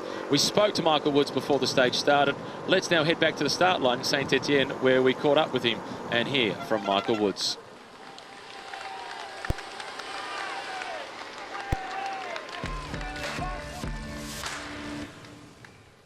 Feeling good, actually. Body's pretty much completely fine, just a bit of road rash. More just disappointed in myself. I'm the guy that caused the crash. Rear wheel slid out. Just especially after the way the guys rode yesterday. Our team was flying. They were trying to set me up to move up on the time bonus and attack on that last climb. And to know that they worked so hard and to let them down a bit was made for a bit of a tough sleep last night. You say you're disappointed. So was it a mistake? Yeah, it was a mistake. Yeah, disappointed in myself, disappointed that also, you know, it affected someone else's race, affected G's race. But that's also bike racing. Guys make mistakes. Even the best riders in the world. Look at Peter Sagan last year in the Gruppetto going down. You know, it's just it's a dangerous sport, and I feel like my bike handling skills have really improved. I've been descending quite well this year and at this race, but it was just not enough weight, I think, through the outside pedal, and lost that rear wheel. Super surprised by it. I was surprised to be on the ground, especially because I thought I was for sure through the corner, but didn't make it.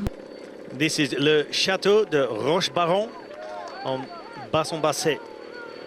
And this is just 35 kilometres or so north of Puy-en-Velay. It was the Rochebaron family who began the construction here between 1150, and it went on going for quite a while, the building. It took 70 years to complete, but it was abandoned during the reign of Louis 14th. Restoration work began under volunteers of L'Amami de Rocheberon Association. So there's a Friends of the Chateau Association that continue to do restoration work to make sure that it's decay. He's pretty good, I think. Initially, he was a little bit disappointed when I got on the bus. He's like, oh, you know, I'm just tired from the Giro. I said, no pasa nada. Bit of a joke. I thought, you know, you did a Giro. You went all in. You went pretty deep there. You got second. Personally, I didn't expect him to be in the top, in the podium here, and I was a little bit, I wouldn't say realistic about it, but yeah, I think he was just hoping that he had the same form as a Giro or better, and it's never that easy. No. So now that Vincenzo Nibali finds himself out of contention overall, he's at 6 minutes and 18 seconds down. Even a top 10 finisher. What's a top 10 finish for a guy who's interest? Yeah, it's of no interest. He'll want to win. He'll want to win something. He could still win the King of the Mountains jersey, and he doesn't have a point yet, but he can still win that. So he's on the podium in Paris for the final presentation. He can definitely win a stage, maybe a few. He'll probably need to lose more time before he's allowed to go on a breakaway. He'll need to lose a lot more time before he's allowed to go in a break. 6 minutes now. He'll really have to work on losing enough time to even be in contention to get in a breakaway in the Pyrenees. Even then, I'm not sure he's got the form now in this tour to do it. Coming off the Giro, where it was another incredible performance by him, but it's just reasonable to expect he's completely depleted. He thought he'd ride the Tour with the hope that it'd all come good, but I think he's just looking really flat. Yeah, he did look flat. Yeah, he looked resigned to the fact yesterday, after he did get dropped, that his tour is not going to go the way he thought it just might have. And it was only after the crash of Chris Froome and the announcement that Tom Dumoulin wouldn't ride the Tour that Vincenzo Nibali even spoke about changing his plans. His whole plan coming into the Tour wasn't to ride to try and win it. It was to ride to try and win stages and maybe the King of the Mountains jersey. Then those two big favourites for the Tour, well, Froome, it was that horrible crash at the Criterium du Dauphiné. Dumoulin hadn't recovered from his crash at the Giro d'Italia. It was only then that the conversation started to change around Vincenzo Nibali as potentially turning the clock back 5 years and winning the Tour for a second time.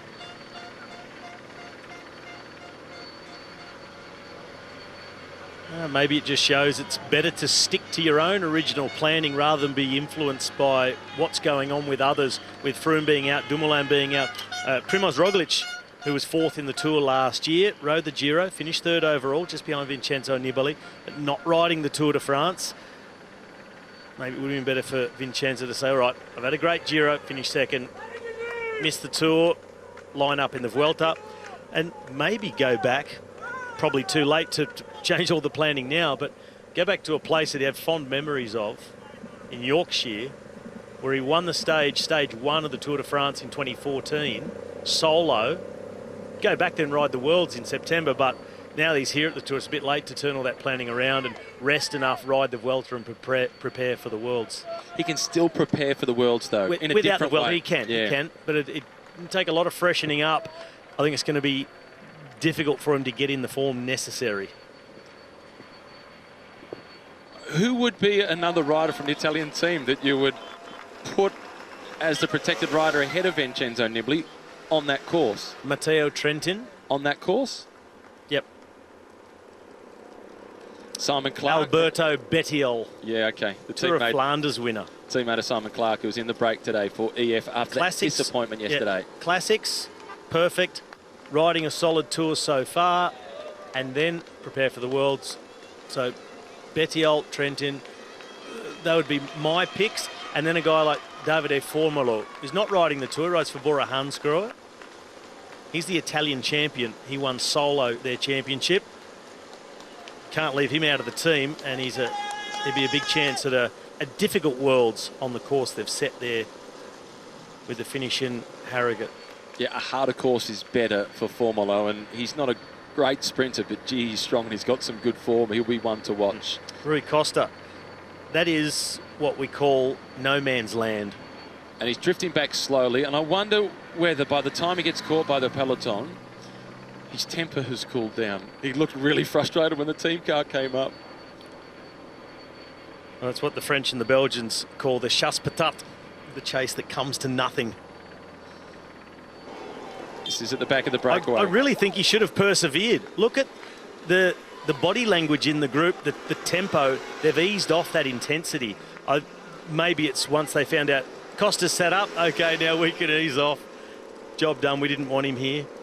But I wonder if they would have settled into this rhythm anyway, and Costa could have then worked his way across. He'll never know. As Rafa Nadal said in his interview in response to a question about Nick Kyrgios, if, it does not exist, no. Geraint Thomas, there were no ifs or buts or maybes yesterday. The team, they were right on the spot when he did crash.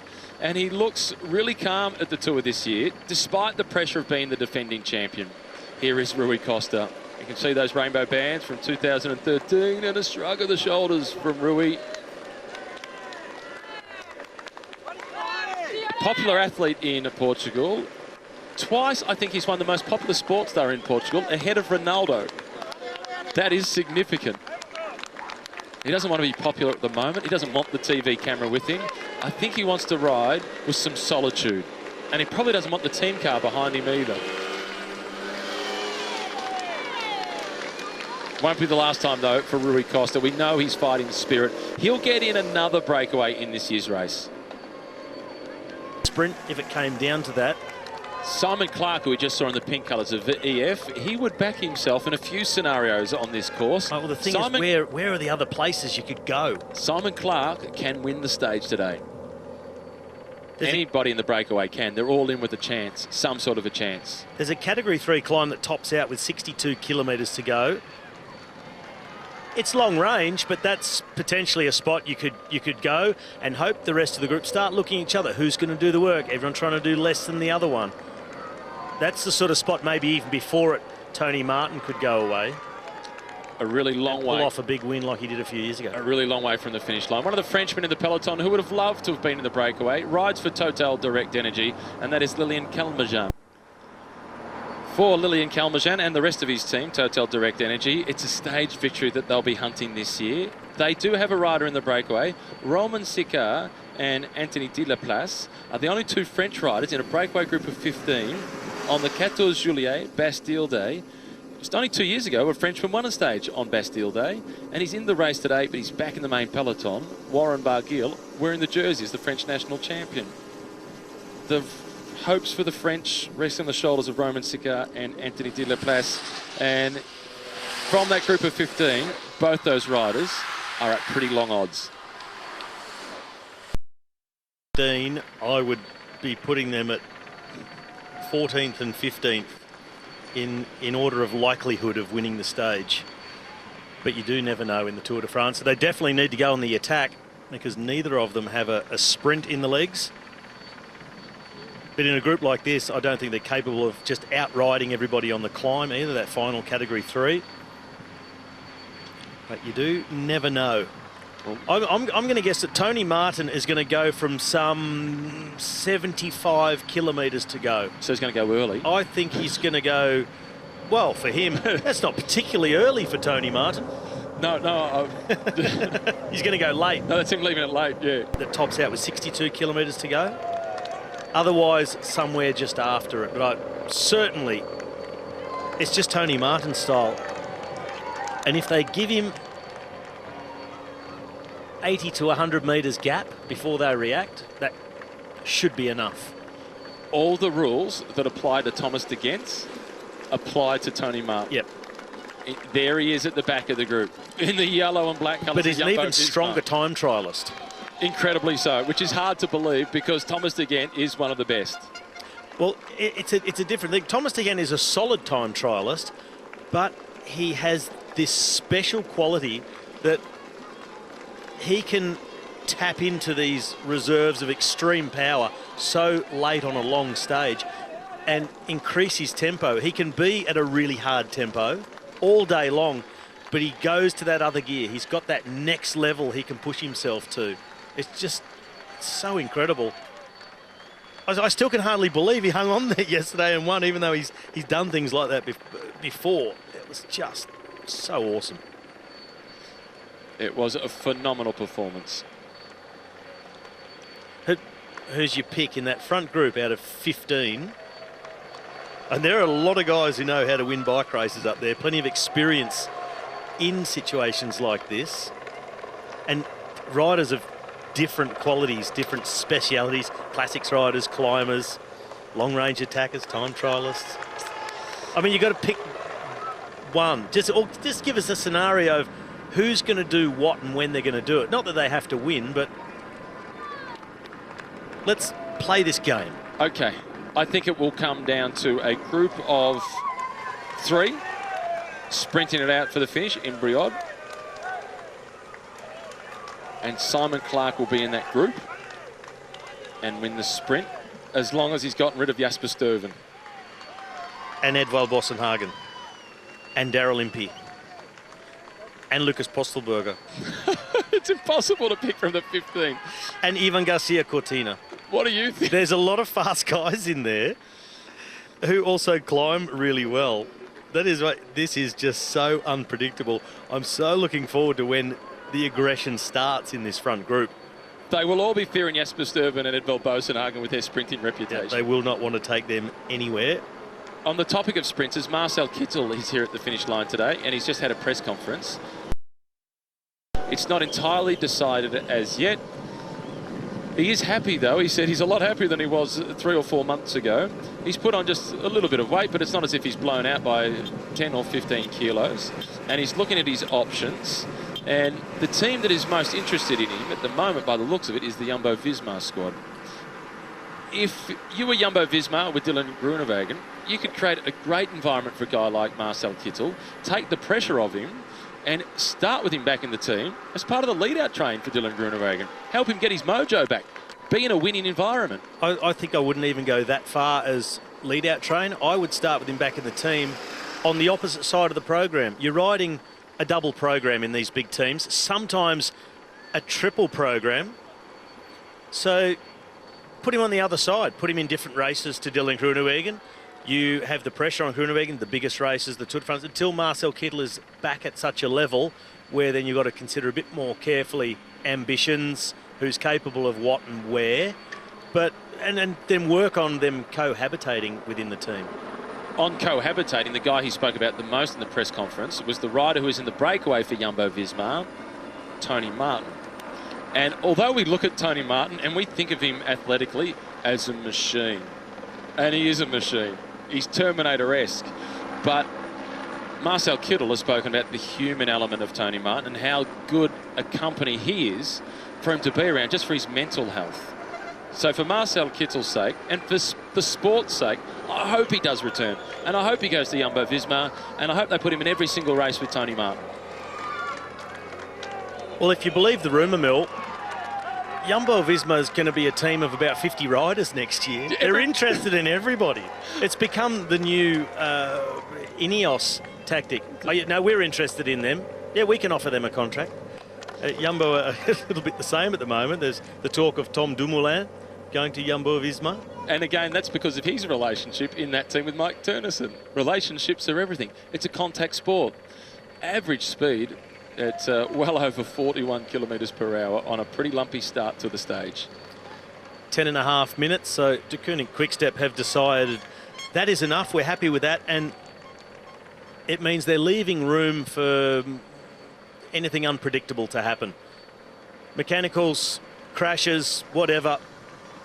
They got time up their sleeve that they can afford to give this group another 12 or 13 minutes and still not lose the jersey.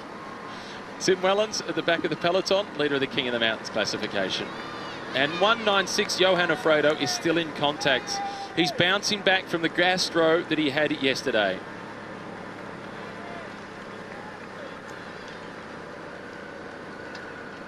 Number 188, the back of the peloton, that's Rick Zabel. The sports director that was really beaming last night was one of your old sports directors, Mark Sargent, who I've only spoken to a couple of times, but everything I've heard about Mark Sargent has been positive as a human being. And yesterday, he was glowing about Thomas again. He said, I've seen him win some big races. I've seen him win on Mont Ventoux. At Tour of Catalonia this year, he was phenomenal. But that one takes the cake yesterday.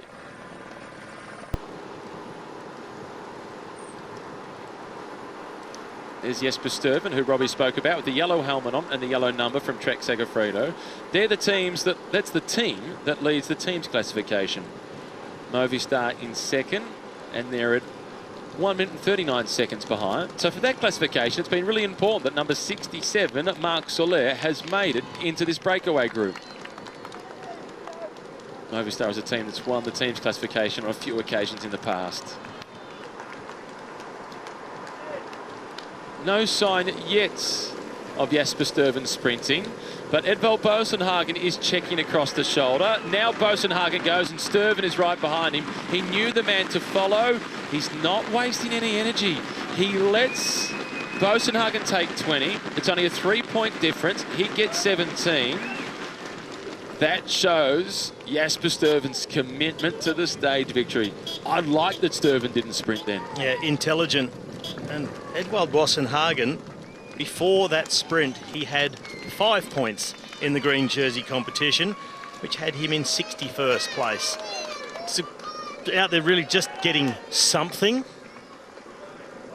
Not much point to it. But I liked how Jesper Stuyven approached it. No waste of energy. It's almost like he could feel how much Boasson-Hagen wanted it. So let's go in the wheel.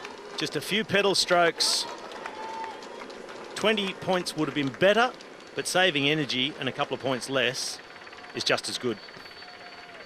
And could prove to be the difference. The department of the Puy-de-Dôme, which are now racing through. And they're backwards and forwards between this department, Puy-de-Dôme, and that of the Haute-Loire. Crossing over the border of the departments about 3 or 4 times.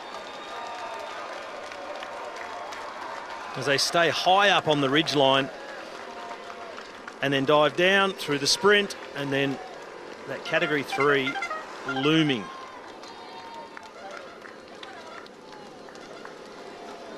He was close a couple of times last year, Jesper Stuyven, including in that breakaway on the stage to Mond, when he was just caught near the end by Omar Fraile. Remember that? The non-climber, the sprinter. We really thought he was going to get it. We thought he was going to hang on. And Fraile came from the clouds. He came from really a long way back. I thought Jesper Stuyven couldn't be caught. But then towards the top of that, had this really, really steep up to Monde. He said it himself. I cracked. A kilometre from the top, I just blew up. And the other stage where he performed well, where we expected him to perform well, was stage 9 to Roubaix, when he finished in 6th place. He just got beaten in a sprint by Peter Sagan for 5th on the stage. That's the kind of rider Jesper Stuyven is. Where Mond, that's not the sort of performance we expect from him. It was a remarkable ride. He was second behind Boasson-Hagen in that intermediate sprint. And he's shaping up really as one of the key guys to beat from this breakaway group. Yep, Simon Clark not interested in the points. Likewise, Lucas Postelberger nor Nico Roche. We just mentioned his good performance, Jesper Stuyven, on stage 9 last year to Roubaix. It's stage 9 today. And Richie Porte fans are saying, please call it stage 8B. I like that. That's a fair point. It's a little bit like the movie Being John Malkovich. It was level 9.5, wasn't it? We're on stage 8.5. We're being Richie Porte today. Richie Porte will go to bed tonight. He will get through today's stage, touch wood, and go to bed tonight relaxed and relieved, and the rest of the race can get underway. He'll get a few more questions tomorrow about surviving stage 9, and then the rest day on Tuesday, and that stage 9 curse gets put to rest. I think it's everybody else talking about it. I don't think Richie is superstitious. But he's sick of getting asked about it. He's sick of getting asked about it, that's for sure. And people saying, is it stage 8B or is it stage 8+1? That's sort of starting to go into the French numbering system. Don't get started on 97. 4 times 20, 10 and 7. It takes a little bit of getting your head around when you're following race radio and you want to know instantly what's happening, but you've really got to be able to get your head around the French numbering system without having to do all the math first. The peloton still at 10 minutes and 13 seconds behind.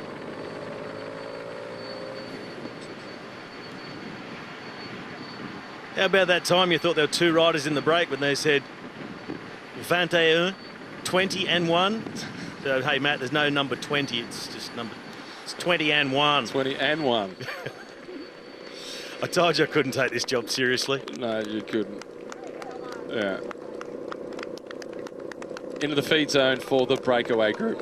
It's really important for Movistar that they have Marc Soler in this breakaway. As we come through to the 75 kilometre to go mark, which no, it's 60 and 15. 60 and 15 kilometres to go. 77. That's 17. 60. Cars. Clark. That's really thrown you now.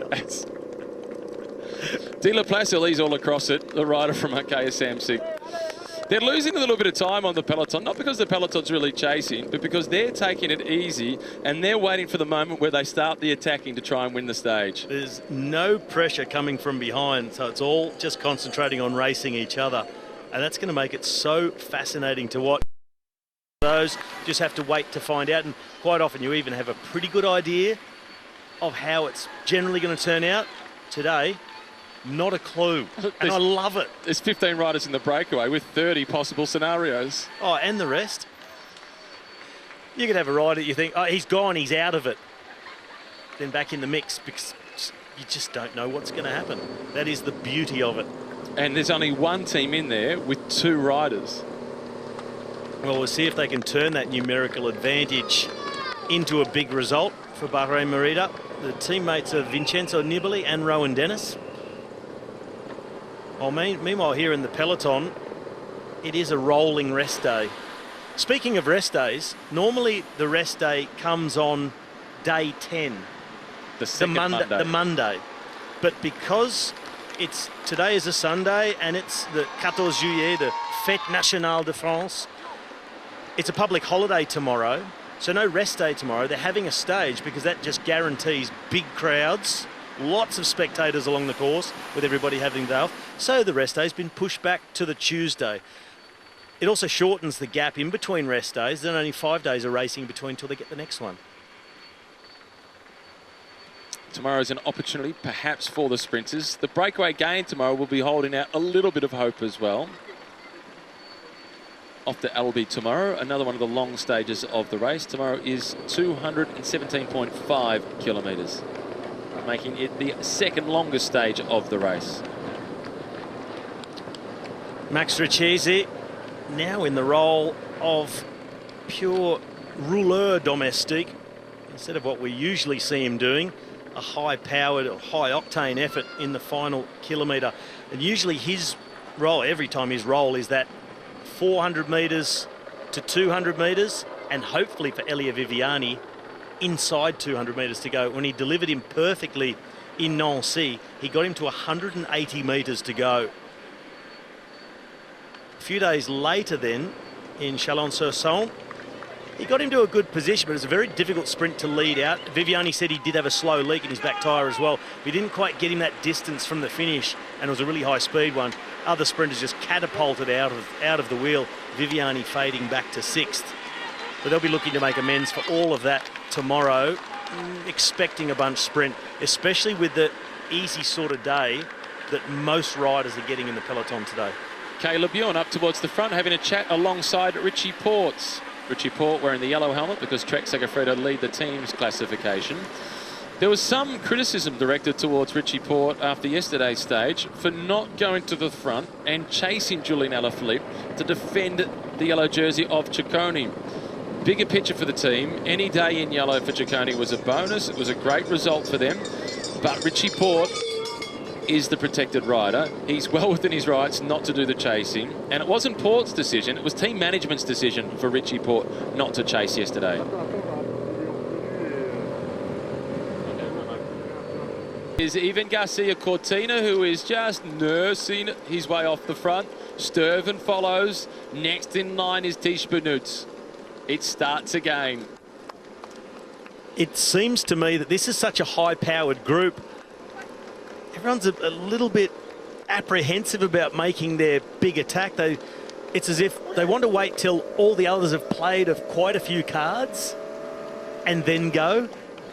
And it's been a bit standoffish. You spoke about it earlier on, the Flemish riders. There's two of them here, the Flandrians, and in the middle is the Spaniard.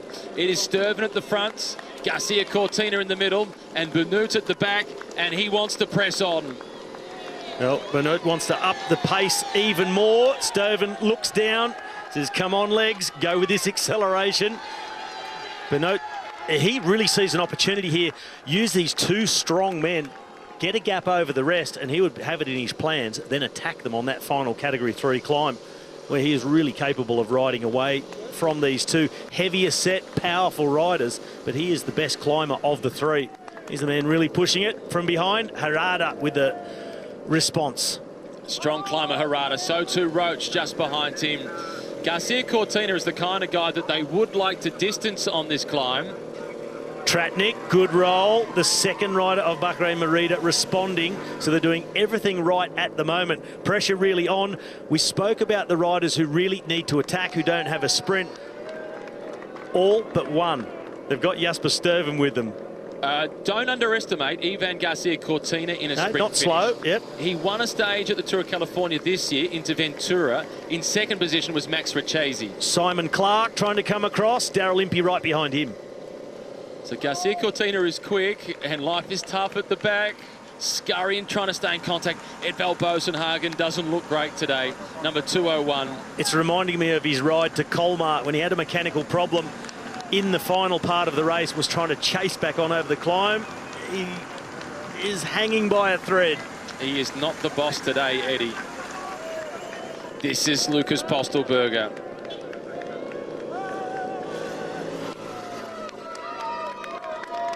They've had a stage win already with Peter Sagan, and that's to be expected. Well, we saw a graphic flash up of Tête de la Course. And he slipped away. He's gone away before, so we've been seeing a counter-attack by the rest. And Postelberger looked really comfortable at the front. Just looking over the shoulder, is anyone coming to join me? Edvald Bosenhagen trying to get back on. He's waving at the motorbike. He looks as if he's taken a shortcut. He's hidden in the bushes and he's jumped back out in the race. That's not the case. The cameras didn't show the attack of Lucas Postelberger, but he has slipped off the front.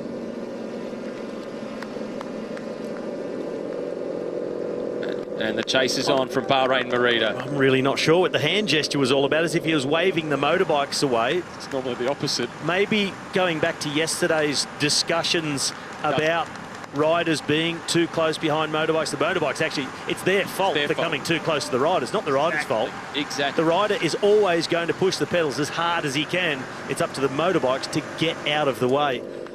Maybe it was him waving them away. I don't want to be accused of getting a gap because I was too close to the motorbike. The two French hopes on Bastille Day, De La Place and Siccar, they're in the four at the rear that have been split. Here they are. This is Siccar at the back, De La Place to the left, but they're in good company.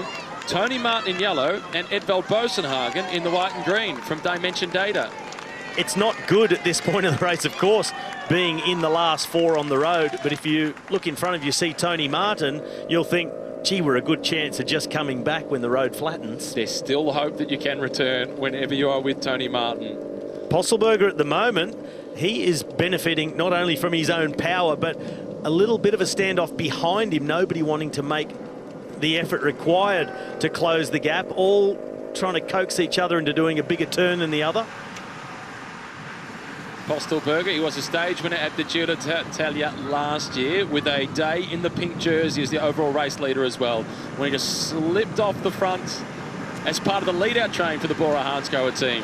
And he was never seen until he was on the podium. Slipped away for the first couple of metres, then absolutely powered away for the rest of it.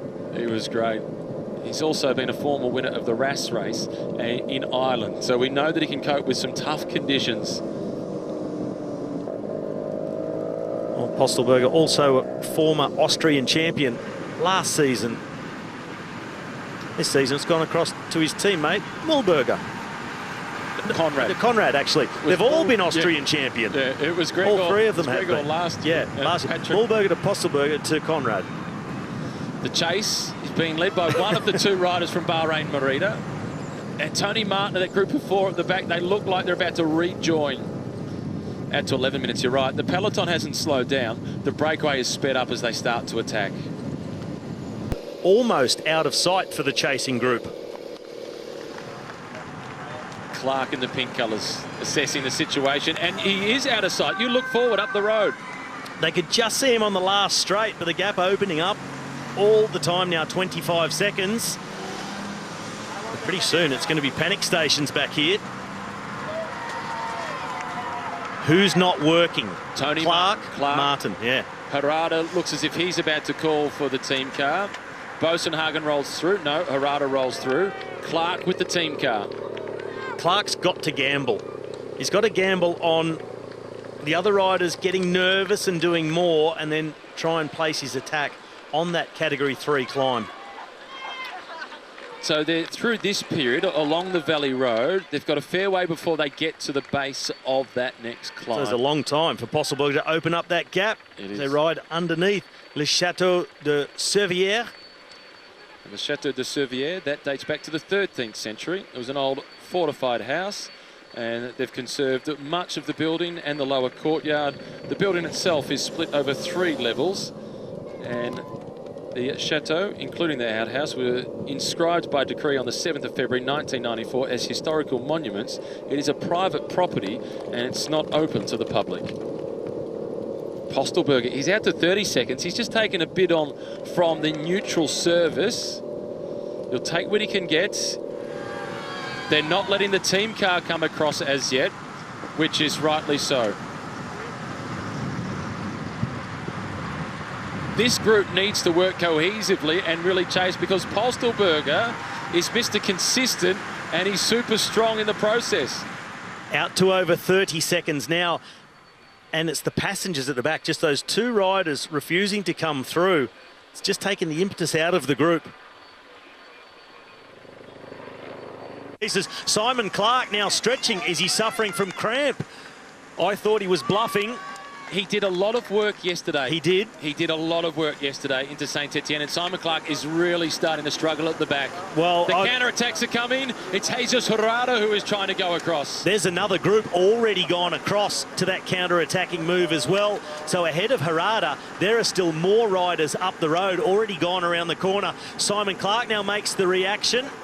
Bosenhagen, along with Tony Martin, and at the back it's Roman Sickar. That is a big group that has gone forward. It's more than half of the group that's up in front of where we are at the moment with the camera. And it's the same 4 caught out at the back. Roman Sickar, Tony Martin, Edvald Bosenhagen and Anthony de la Paz. Well, no surprise when the attacking started, when Postelberger went away and all the counter-attacking was happening. It was these 4 who weren't able to match the accelerations, and I doubt very much now that they will come back.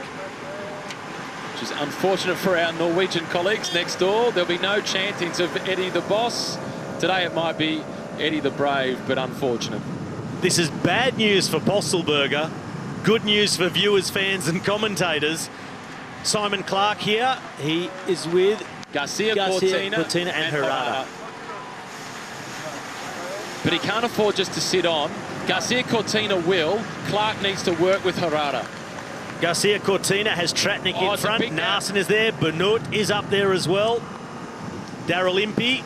That's a big gap for those 3 chasers to try and cross. 5 kilometres to the start of the climb. Stuyven, Roche, Soler, Oliver Narsen, Tish Benoit, Daryl Impey, Jan Tratnik. Tratnik at the front, the red colours from Bahrain Merida. Not getting a gap at the moment to this man, the leader, Lucas Postelberger. Still on his own, the former Austrian national champion. He has not changed at all for the last 15 kilometres. I'll be guessing now that it's somewhere around 30 seconds, the gap. I don't trust the last little graphic that we got of 48 seconds with the attacking that's just happened. This group gotten together and looking cohesive. They're going to be eating up the road in between Postelberger and themselves. 4 kilometres till they hit the base of the Côte de Saint-Just. It is a shortish climb, but it is a steep climb. It is a climb of some 3 kilometres in length, 3.6 in fact, with an average gradient of 7.2. Steep sections of much more than that. The black, like a ski slope, is dangerous. 9+%. They get to the top and plummet back down into Brioude. Here it is, the first 500 metres, not too bad. Red zone kicks up 7-8%. And that black section of a full kilometre over 9 pieces of 12%. 23 seconds. And then another 10 seconds further back to the Herrera, Garcia Cortina and Clark chasing trio. They're closing it down. I'm wondering if there's going to be a moment in the approach to the climb that someone in this group is going to think, I just need to miss a turn here. I want to keep my legs a little bit fresher. And they don't quite get close enough to catch Postelberger on the climb. Sturven rolling through with the yellow helmet on. Marc Soler from Movistar, the last guy to make contact with the group. That would be a story if the Spaniard was the winner. Well, Marc Soler, he has been doing everything right. He was a late arrival, but he's a man with a great climbing pedigree. And I'll be backing him to be just about the strongest out of this entire group on the steepest slopes of this final climb. Based on reputation. Based on performances such as winning the Tour de l'Avenir. Final stage of Paris-Nice? Yes, indeed he did.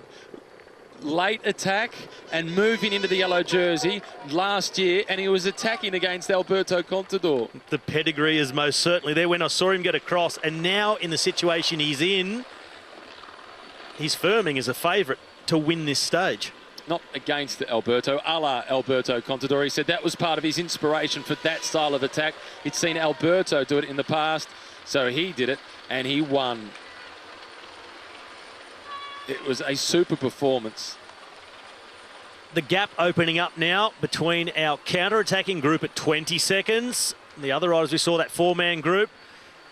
Well, 10, 11, 12 seconds behind. The peloton now at 14-14, but the pace has increased also in the peloton. Just rolling turns with a little bit more intensity to Koenig Quick-Step.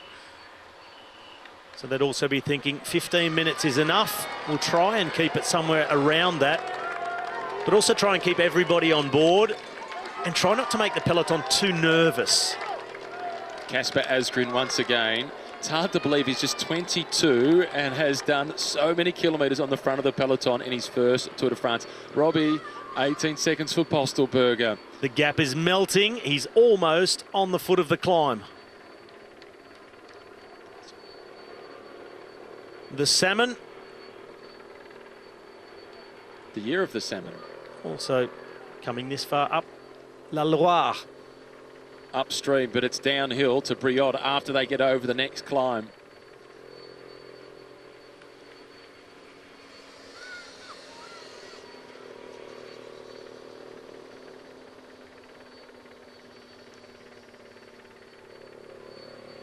Heading back to Lucas Postelberger, number 17 with 17 kilometres to go and a 17-second advantage.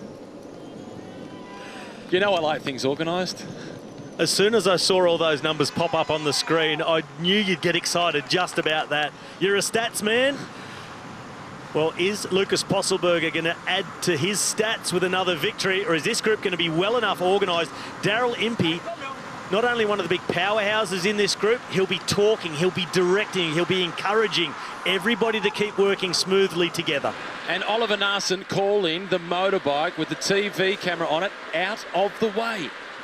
They're preventing the group from operating smoothly, just blocking slightly, coming too close for Oliver Naasen's taste. This is Thibaut Pinot, one of the heroes yesterday, second on the stage. Just behind him, the hometown favourite. Here he is, Romain Bardet, number 31 from AG2R Le Mondial. He's well protected, Thibaut Pinot. Mathieu Ladanu is the rider that is looking after him a lot on stages like this. And being well protected is the defending champion, number 1. He had a scare yesterday, but his team was so well organised that it was crisis averted. Well, I don't expect too much excitement to come from the peloton for the rest of the afternoon as they make their way to the finish here in Brioude. But up front, Postelberger with a tenuous lead over the chasers, and he is on the foot of the climb, 3.6 kilometres to the top. And the chasing group have also swung onto the same piece of road. They make the turn onto the climb. The final ascent of the day, 3.6 kilometres to the top of the Côte de Saint-Just. Well, as the road kicks up, they will see Postelberger just in front of them. There is the climb. The first 500 to 700 metres, not too bad. Then it gets steep. Bump. Postelberger, but he might cast his mind back to yesterday when the chasers could also see Thomas de Gent. They got close, but then the gap started going the other way all of a sudden. Well, it'll have to be a de Gent-esque performance from Postelberger to hold them off. Plenty of firepower left back here. Sturven with the yellow helmet. Roach is here for Sunweb. At the back, number 37, Oliver Naesen. The South African national champion, Daryl Impey, starting to labour. Soler just started to move up on the right-hand side as he got an attack. The steepest part in the middle, you know it. How brutal is it? For these guys, it's not brutal, but the speed at which a few of these riders in this group can ride it, that is where it's brutal for the others. I expect Roche, Soler and Thijs Benoot to be the three strongest climbers out of this chase group. Postelberger, he hits a section of 10%. He still looks really composed. He's riding, oh, geez, just inside the red zone, but not by much. Postelberger would be happy to be caught by the likes of Benoot, Marc Soler, and go to the finish with them. He's got a good turn of speed. He can still win like that. He's got to keep tapping out the tempo. He just doesn't want the likes of Impey, Sturven, Naesen to come across to him, but it looks like they're going to shut him down. They've got him in their sights. Still 2.9 kilometres to climb, and the steepest part in black to come. Sturven is confident with his climbing. He's sitting in second position behind Tratnik from Bahrain Merida. He's been climbing very well, Jasper Sturven, in this Tour de France. He was third on the stage to Epernay. He survived the steep Category 3 climbs in the Champagne region.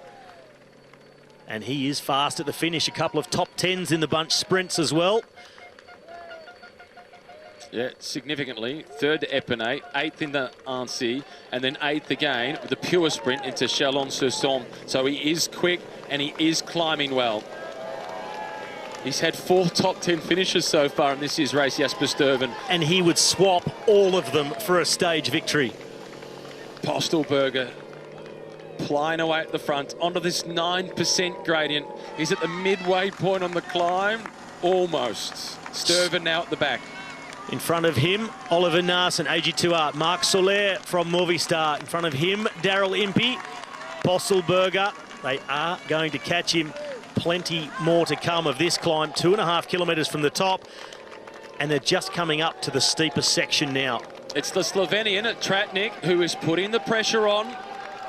Stage winner this year at the Tour of Romandy. He's having one of the best seasons of his career. Sturven under pressure. Postelberger has now been caught, and it is Benoot who is going, with Roach trying to follow.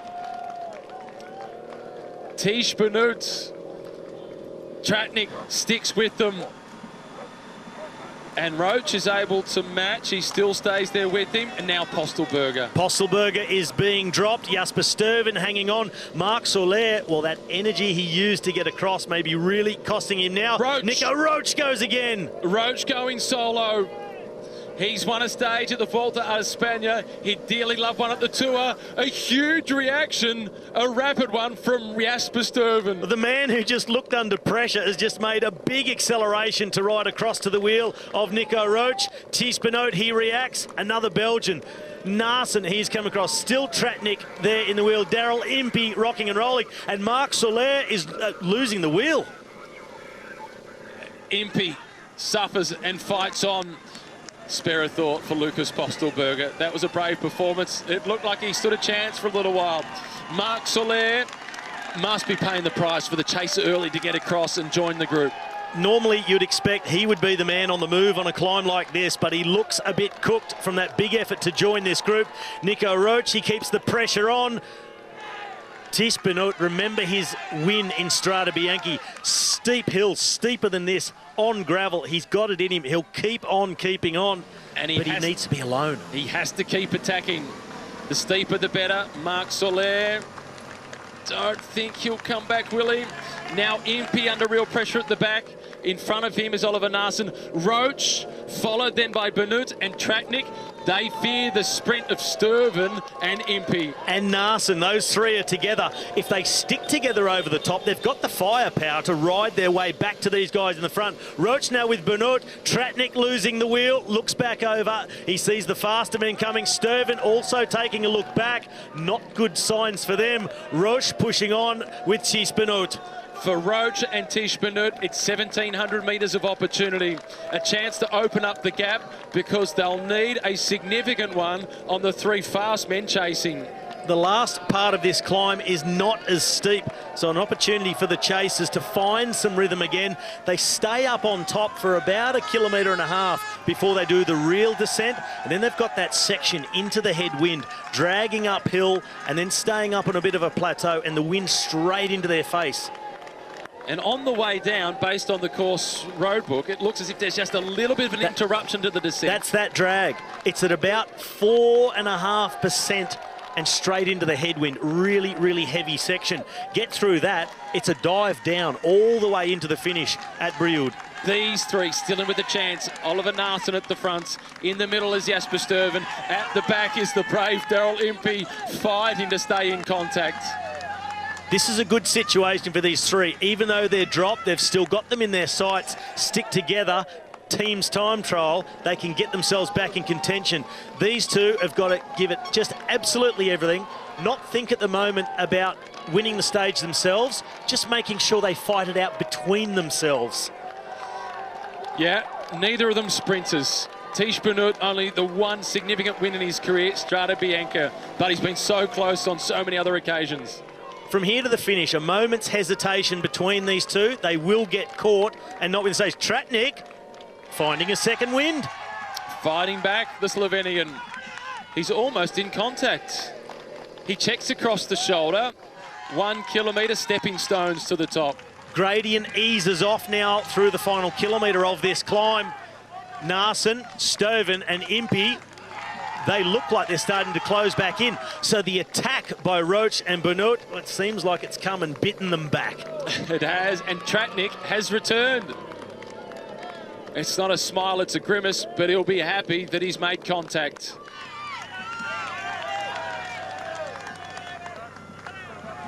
Well, this is going to be an arm wrestle over the ensuing kilometres.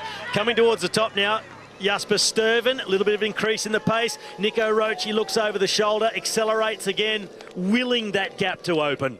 Roach is riding like a man who fears the sprint finish of the three chasers behind, and he's well placed to do so. Well, so he should. They've got to fear those men. They are much quicker in a sprint finish. This is Marc Soler. He is trying to battle his way back on as well. Dropped early on the climb. Impey goes. Impey senses the final few hundred metres as the South African national champion tries to scurry across. He's on his way.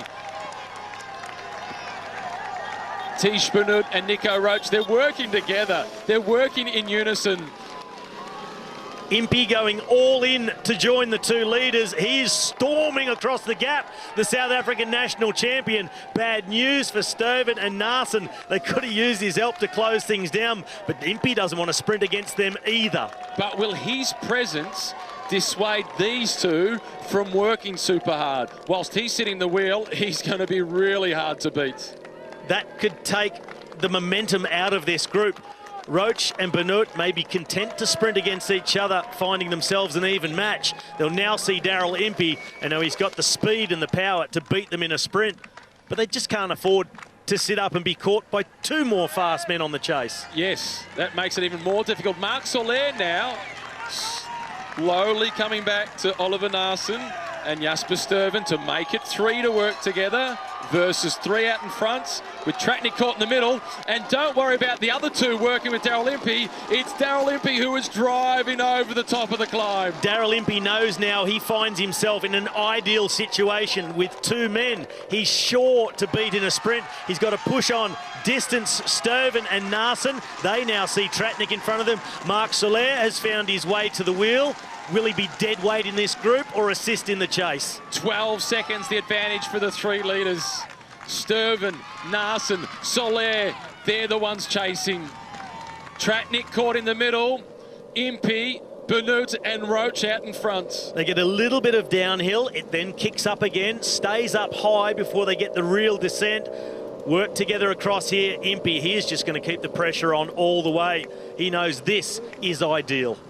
Tratnik has surrendered to the 3 chasers. He can't do it on his own, but he still is in with a chance of returning with these guys. He slots in a 3rd position. Soler calls him in. Numerical advantage, 4 against 3, but riders have been dropped. Tratnik seems a bit cooked. Marc Soler probably just happy to be back in the group at all.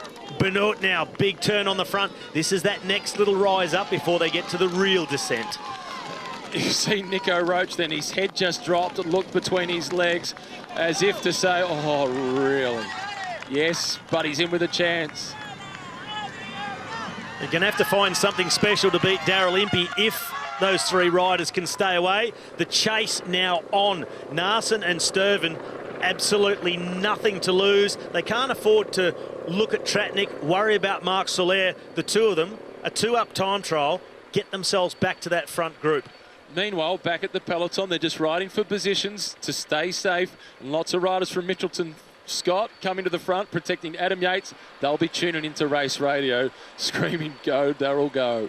Well, a lot of them will be listening to the report from the team car, hoping they can pick up what's going on out in front. 15 seconds to the 3 chasers with Sturven, 1 minute and 2 to the group that includes Jesus Harada and Clark. Tony Martin and the others further behind that as well. They're now out of contention. The front of the race, Benoot, Roche, Daryl Impey. What an acceleration by the South African to leave Naesen and Sturven across to the front and then straight to the front and a little bit more gas. He was playing a shrewd game of poker. He made it look as if he was struggling, sat the wheels. He wasn't struggling, he was foxing. Then he went. Really intelligent by Impey, knows his limits just perfectly, rode an even tempo, staying with the others, within himself, and he knows, I've got a 750-metre effort in these legs over the top of a climb, bang, and he went. He was one of the original members of the team when it was Green Edge back in 2012, and he has been one of the most important guys on the squad, not in terms of necessarily his own results, and they have been coming, such as back-to-back wins at the Tour Down Under, important for the Australian team, but the work that he did alongside riders such as Simon Gerrans was crucial to the early of the peloton. That is irrelevant. It's the 15-second gap to these 4 chasers. Marc Soler is losing ground on every single corner, the rider from Movistar. And I think he'll hardly contribute to the pacemaking in this group. It'll be up to Naesen and Sturven, the 2 fastest men. Impey, he knows this is a golden opportunity. They are on the main part of the descent now. The only thing left to really survive, because for the rest I don't think they can be caught anywhere else on the course, after this descent is that drag uphill straight into the headwind. They can't afford to start looking at each other and foxing, trying to do a little bit less. But it's also an attacking opportunity, maybe for Roche and Benoot to team up against the faster Impey. Luke Rowe now at the front of the peloton. That graphic that you saw a moment ago on the screen indicating 2 points at the top of the climb for the King of the Mountains classification for Daryl Impey. And then the other column was an 8-second time bonus, 5 and 2 for the minor placings.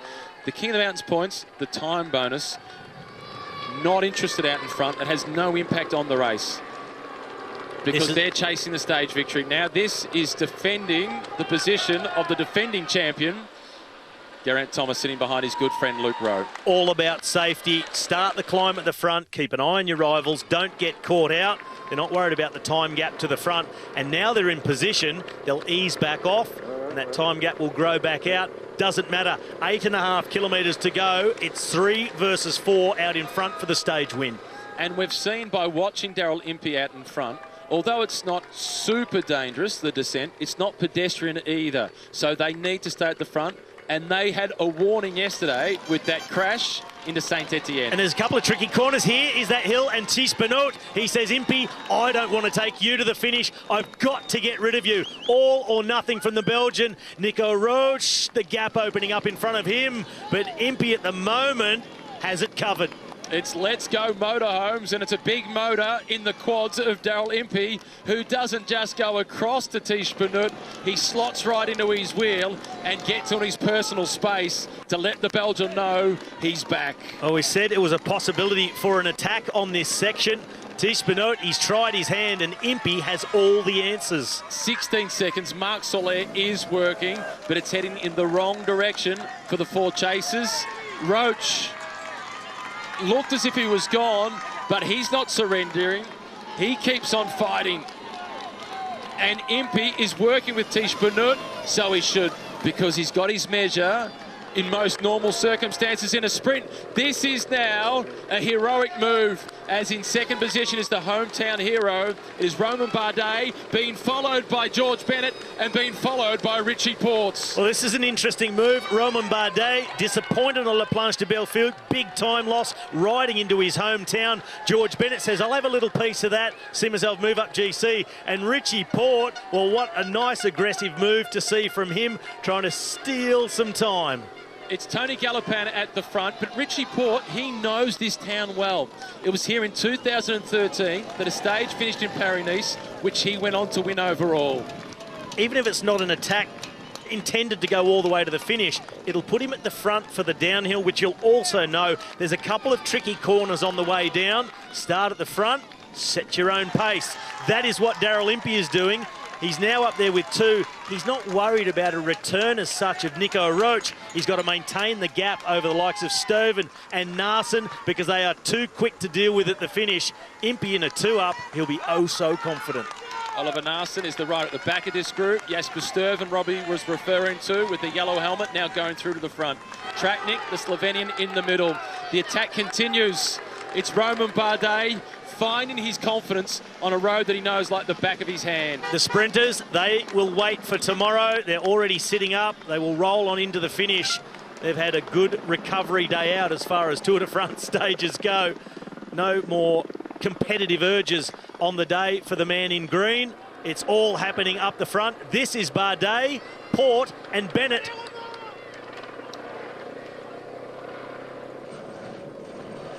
Richie Porte being in that move will cause a reaction from Ineos. Roach in the distance, Impey looking across, flicking the elbow, and Tish Benoot not interested. Yes, he is now. He is. Oh, I thought he was going to play a real game of poker with Daryl Impey. Impey's so much faster. There's no glory in second place. It's a commendable effort. What can he do? But it's empty-handed. What can he do? He's got to gamble and sit in the wheel. As negative as that sounds, I even think if he does that and Impey rides him all the way to the finish, Impey will still beat him in a sprint. Romain Bardet bouncing back from disappointment on stage 6.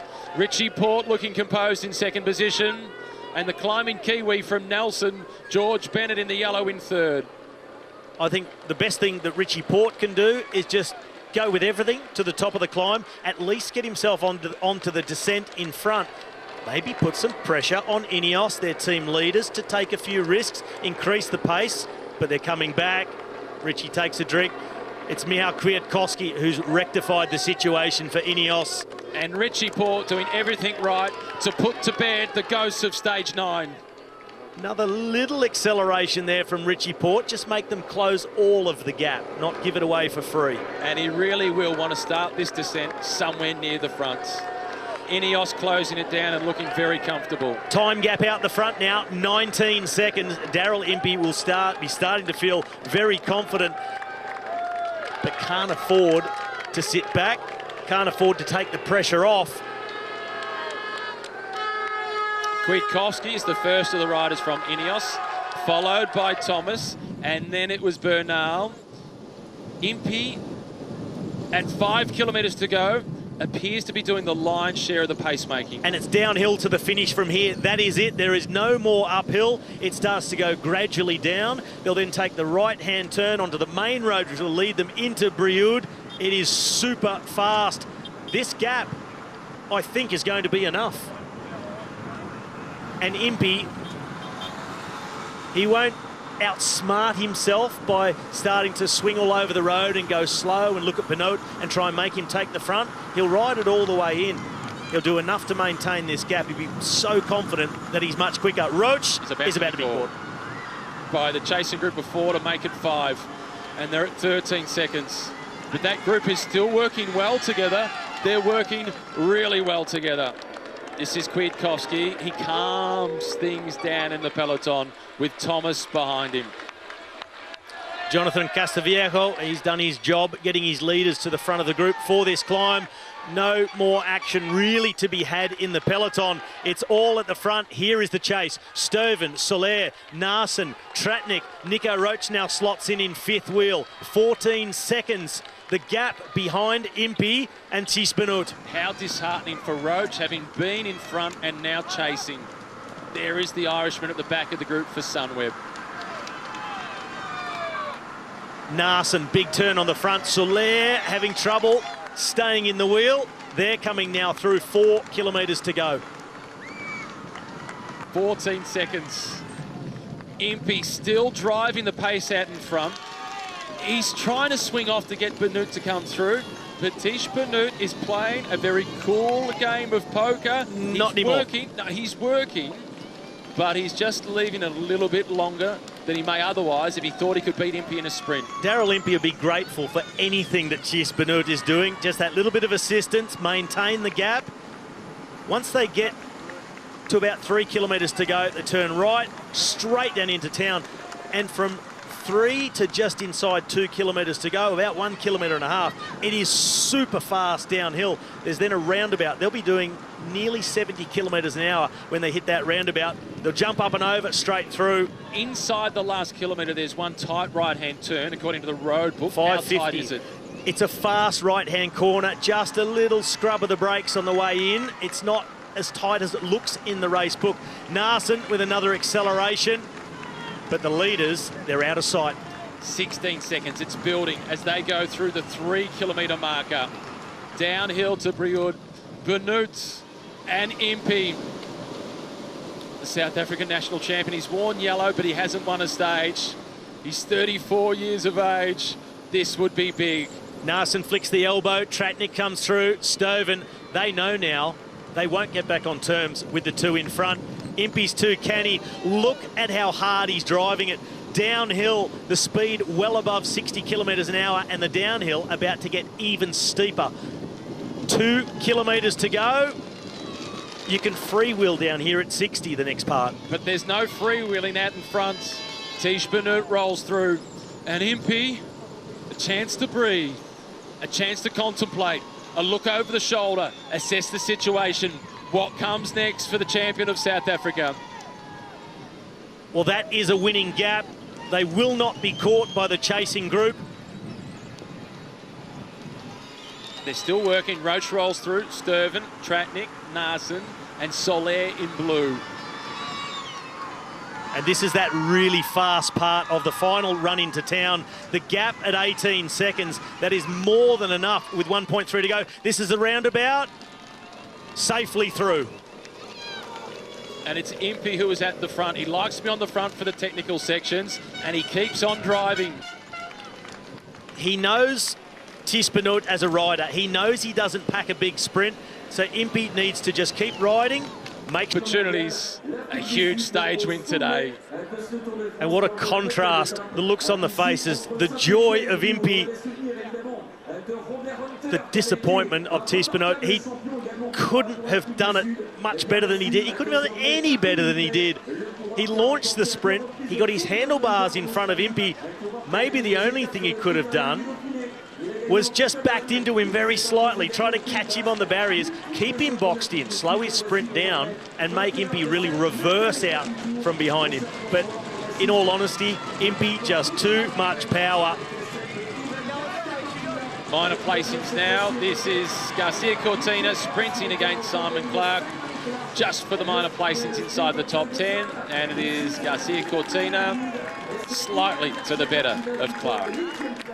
You've got to hand it to him. Just a magnificent ride by Daryl Impey. Work on the way into the finish to guarantee that they didn't have to worry about the group behind and just worry about one man. almost let himself get tricked with a couple of 100 metres to go. But he's got that punch. He's got enough to rectify it. Jesus Herrera, Anthony de la Place will get the honour of being the first Frenchman on Bastille Day, as Roman Sicard in the blue colours will be the second Frenchman on Le 14 Juillet. Once the attack started, they were never really in it. Anthony de la Place, he'll give it everything he's got. He'll roll in ahead of Jesus Herrera. De la Place, Roman Sicard, he's across the line. That is some fielder for Roman Bardet. That is really impressive. Whoever did that can come and mow my lawn anytime. And put the face of Roman Bardet on it? Oh, I was thinking of something else, but a family portrait. That is magnificent. It's been some tough competition in the Field Art Glory Stakes as the yellow jersey is still at 9 kilometres to go. Ineos taking control at the front, and Richie Porte will be finishing stage 9 on his bike. 8+1. On his bike. Let's not jinx it. 8.9 kilometres to go for the peloton. The major prizes have been dealt out. Julien Alaphilippe here ensconced in the peloton. He will arrive safely and get another day in the Maillot Jaune.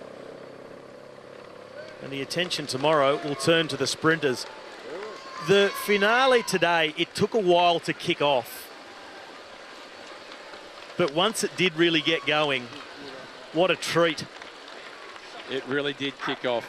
This is the Église de Saint-Just that the peloton make their way past. The climb that they went over, the final ascent on today's stage, having taken the same name.